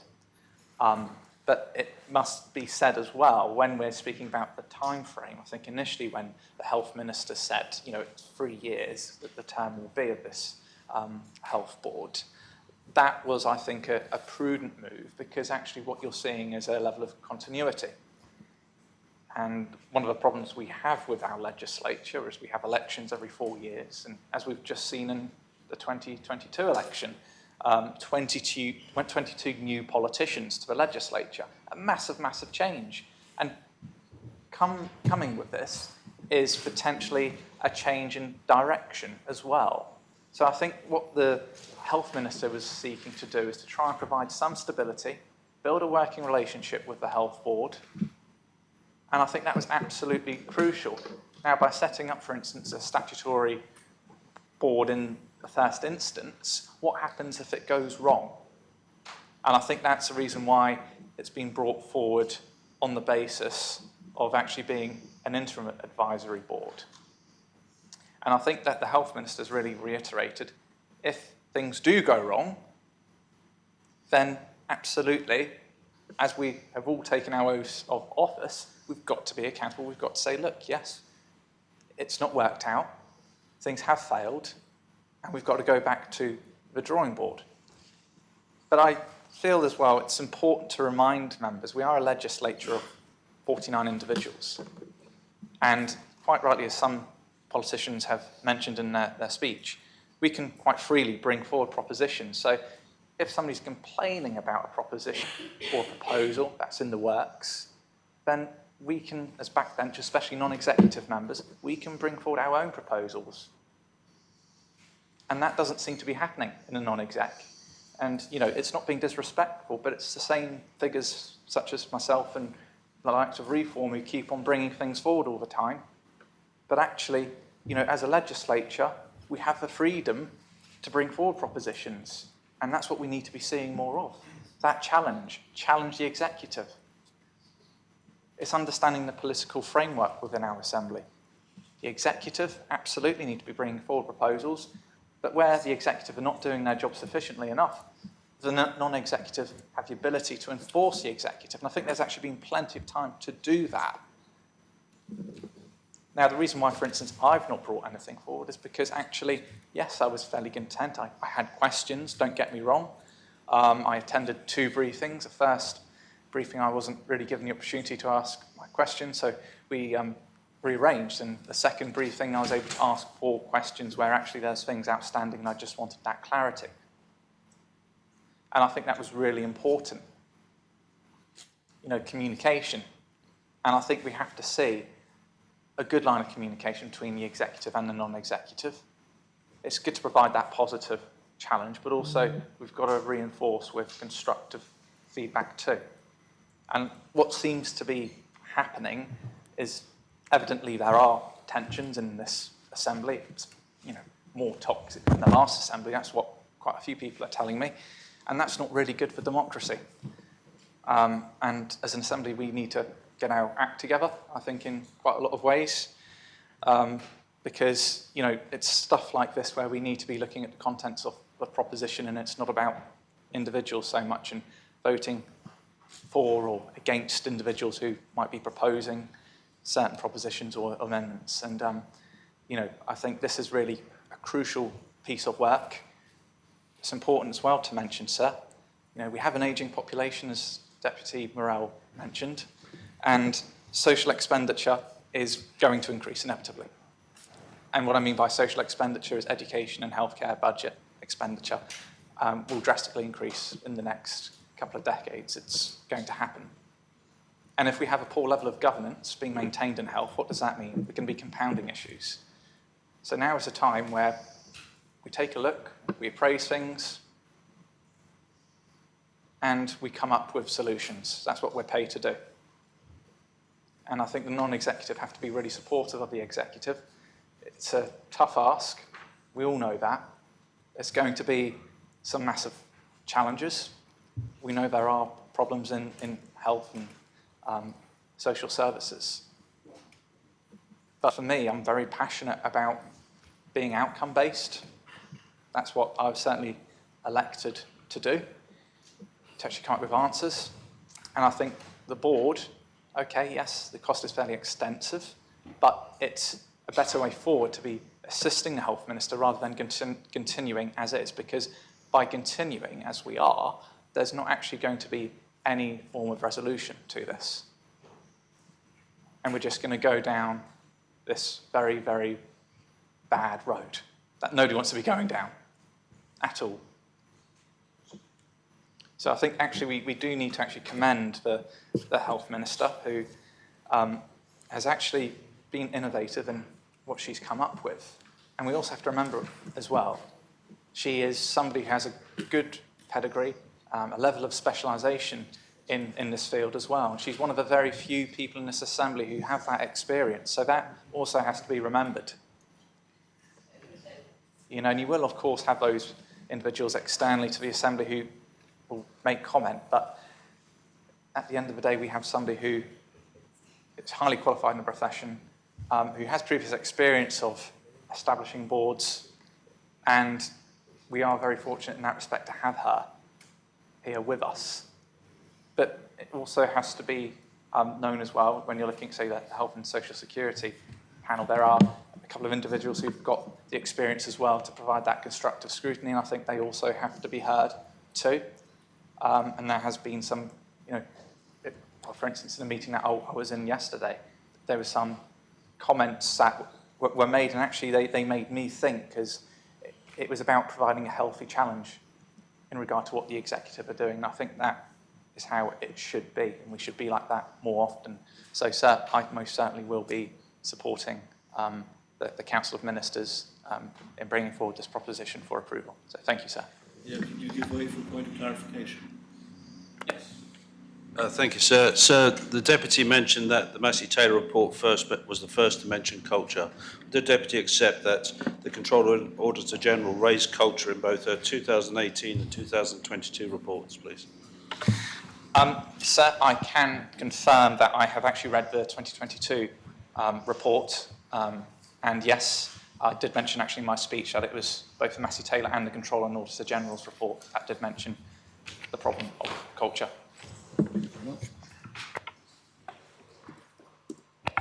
Deputy Joseph. Thank you, sir. Having been in this Assembly, albeit with a 3-year break since 1999, I have had and seen more debates about health service, health problems than the majority, I think, of members who have been here as long as I have. It is not unusual for there to be disagreements between the council ministers. So there was a collective responsibility mandate under law, which no longer exists. It is currently a voluntary collective responsibility.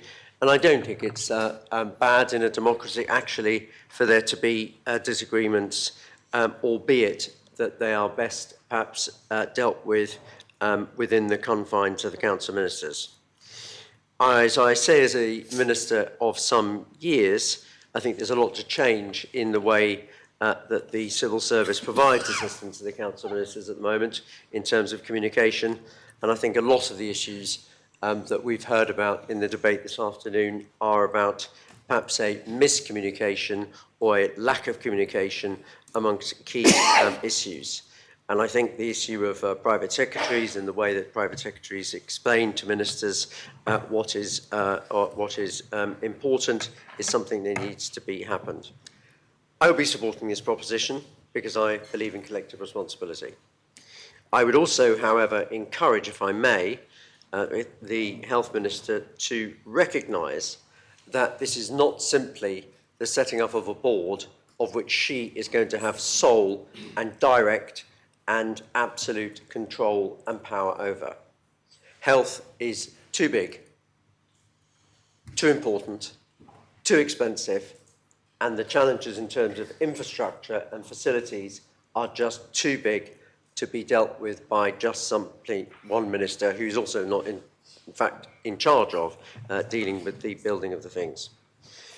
I think also that the Health Minister needs to recognise that there's an important issue. There's been some lack of clarity, and I'm not sure I know, with the relationship between primary healthcare. Primary healthcare is fundamentally linked in with the future of our health service, and primary healthcare, in terms of the responsibility of the ministerial responsibilities, is a matter of the Social Security Minister. And I would welcome that the Health Minister will undertake that the conclusions of the board, whatever they are, as are relevant to the primary health body, profession, will be absolutely something which the Minister will deal with. In terms of Treasury, at present, the Treasury has the biggest amount of difficulty with health than any other department. Difficulty because it spends more money than any other department. Difficulty because it's overspending more than any other department. Difficulty because the last government gave the fiction that a hospital would be built for nothing. The reality is a hospital and hospital facilities cannot be delivered for nothing. They cost money, they're going to require huge amounts of investment, and I congratulate the Infrastructure Minister and indeed all the other ministers responsible, the Chief Minister and others, Health Minister, for coming forward with what I think is a realistic, buildable and actually health facilities that are going to be fit for purpose for the longer term future of Jersey. So I encourage the Health Minister to say that she is a collaborative minister. She's going to work with others. This is not just about a board and indeed a whole structure within the health department, which is just about health. And that she's going to be working with this board in order to improve health services, which are going to require better relationships, better communication, and better value for money, indeed more money in some cases, but that's going to have to be offset by savings, and that this is going to be a collaborative approach rather than what has been put forward as simply almost a one minister only reporting line. And on that basis, I'm not an expert in all of the issues because I haven't been part of all the discussions. I know that there have been some really tense discussions at the Council of Ministers. I hope that they can be resolved. I'm sure they can be. And with her summing up, I'm sure that she can bring as many members on board with what is, as we have said, not a statutory body, an advisory body for a limited period of time. I will be supporting the proposition, but I look forward to hearing those confirmations from the Health Minister. Thank you. Thank you very much, Deputy. Deputy Tadier. Thank you, sir. I've managed to inform the people I was meeting with that I will be sitting a bit later tonight, so the job has to come first. So one of the, I'm going to call it humbling things, it's not the best word I can find, but I think members know what I'm trying to say with this. So one of the humbling things about being a representative is that people tell you things that they often wouldn't tell other people, that they might not tell their friends or even their family. And one of those issues that is recurrent often relates to healthcare. And it's been my experience that people in Jersey don't instinctively like complaining about the healthcare system. We might say slightly glibly that we think that people in Jersey always like to complain, they like to write letters, and they like to voice their opinions about several things. But my experience is when they do talk about healthcare and they do raise issues with me or with us about issues that they've been having, it's always very, they always do it very difficultly, because I think there's fundamentally an underlying thankfulness and recognition on their part, and I think we all share this, for the difficult job and the care that is provided in the sector more generally, so that we have good staff there. But the word always comes back. So I was at the hospital the other week for an operation, or I was visiting someone, and I can't fault the staff, something like that. So I can't fault the staff because they were doing a great job, but, and then it's but with 3 dots after it. And then they tell you about their experiences. And after a period of time, you get to build up a picture that all is not well in the health system in Jersey. I know for my part, in my own personal manifesto, that I did single out health. I didn't have as many words maybe as I might have liked in terms of what we were supposed to produce for the online content, for example, but I made sure that health was one of the 3 areas that I wanted to focus on.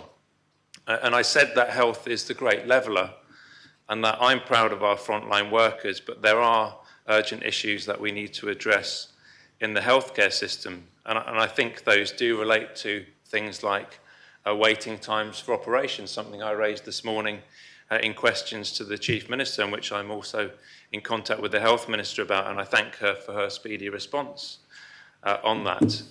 And also making GPs more affordable. That was a core part of the Reform Jersey Manifesto, which is now become part of the government commitment, I think, and adopted by the wider membership of this Assembly. And there's still more to do. And listening to Deputy Andrews, he said we need to support the executive in this, and I think others have said that. And I think on this occasion we do, but we don't support the executive simply because they are the executive and we must do what they say. We actually look at the proposition that they've been putting forward, and we look at the content of that and what is trying to be achieved by the Health Minister.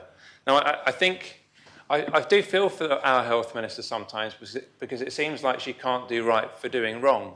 She's told by lots of people in this assembly, specifically those who feel that they were elected on some kind of health mandate, that there need to be stark improvements in the health department and the way it's run, and that we can't keep doing things as we've done in the past.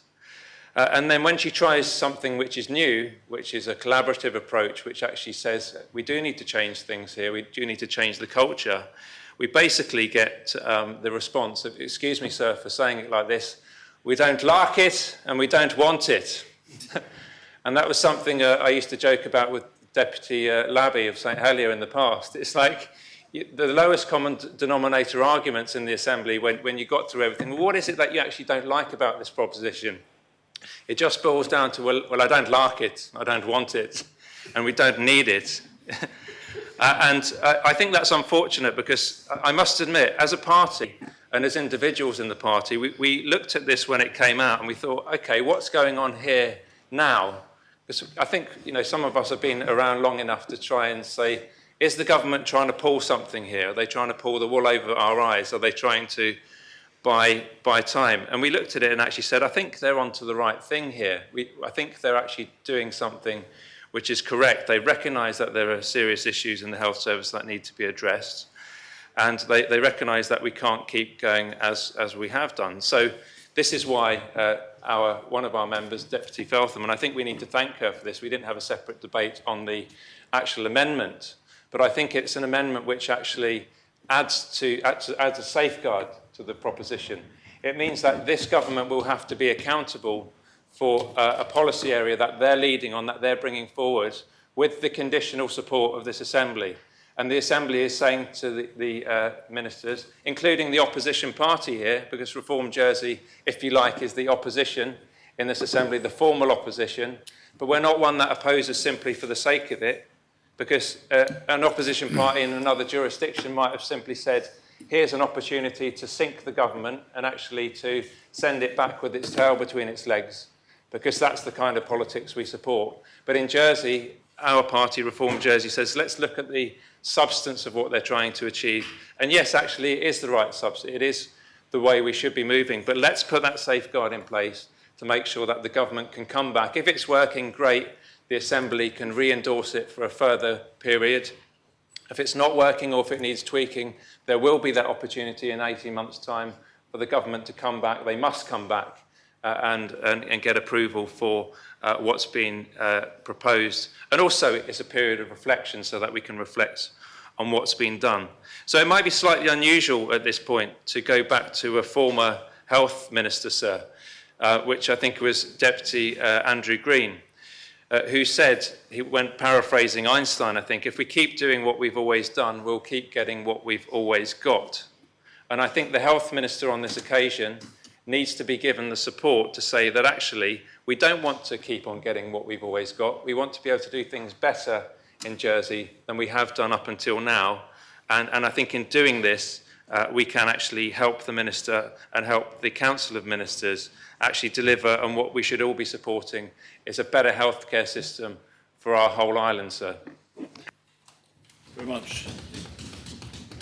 We are 3 minutes from 6 o'clock, and as members will know, to move on, and it's quite clear that even if no one else wishes to speak, the Health Minister is going to take more than 3 minutes to sum up. So the adjournment is proposed.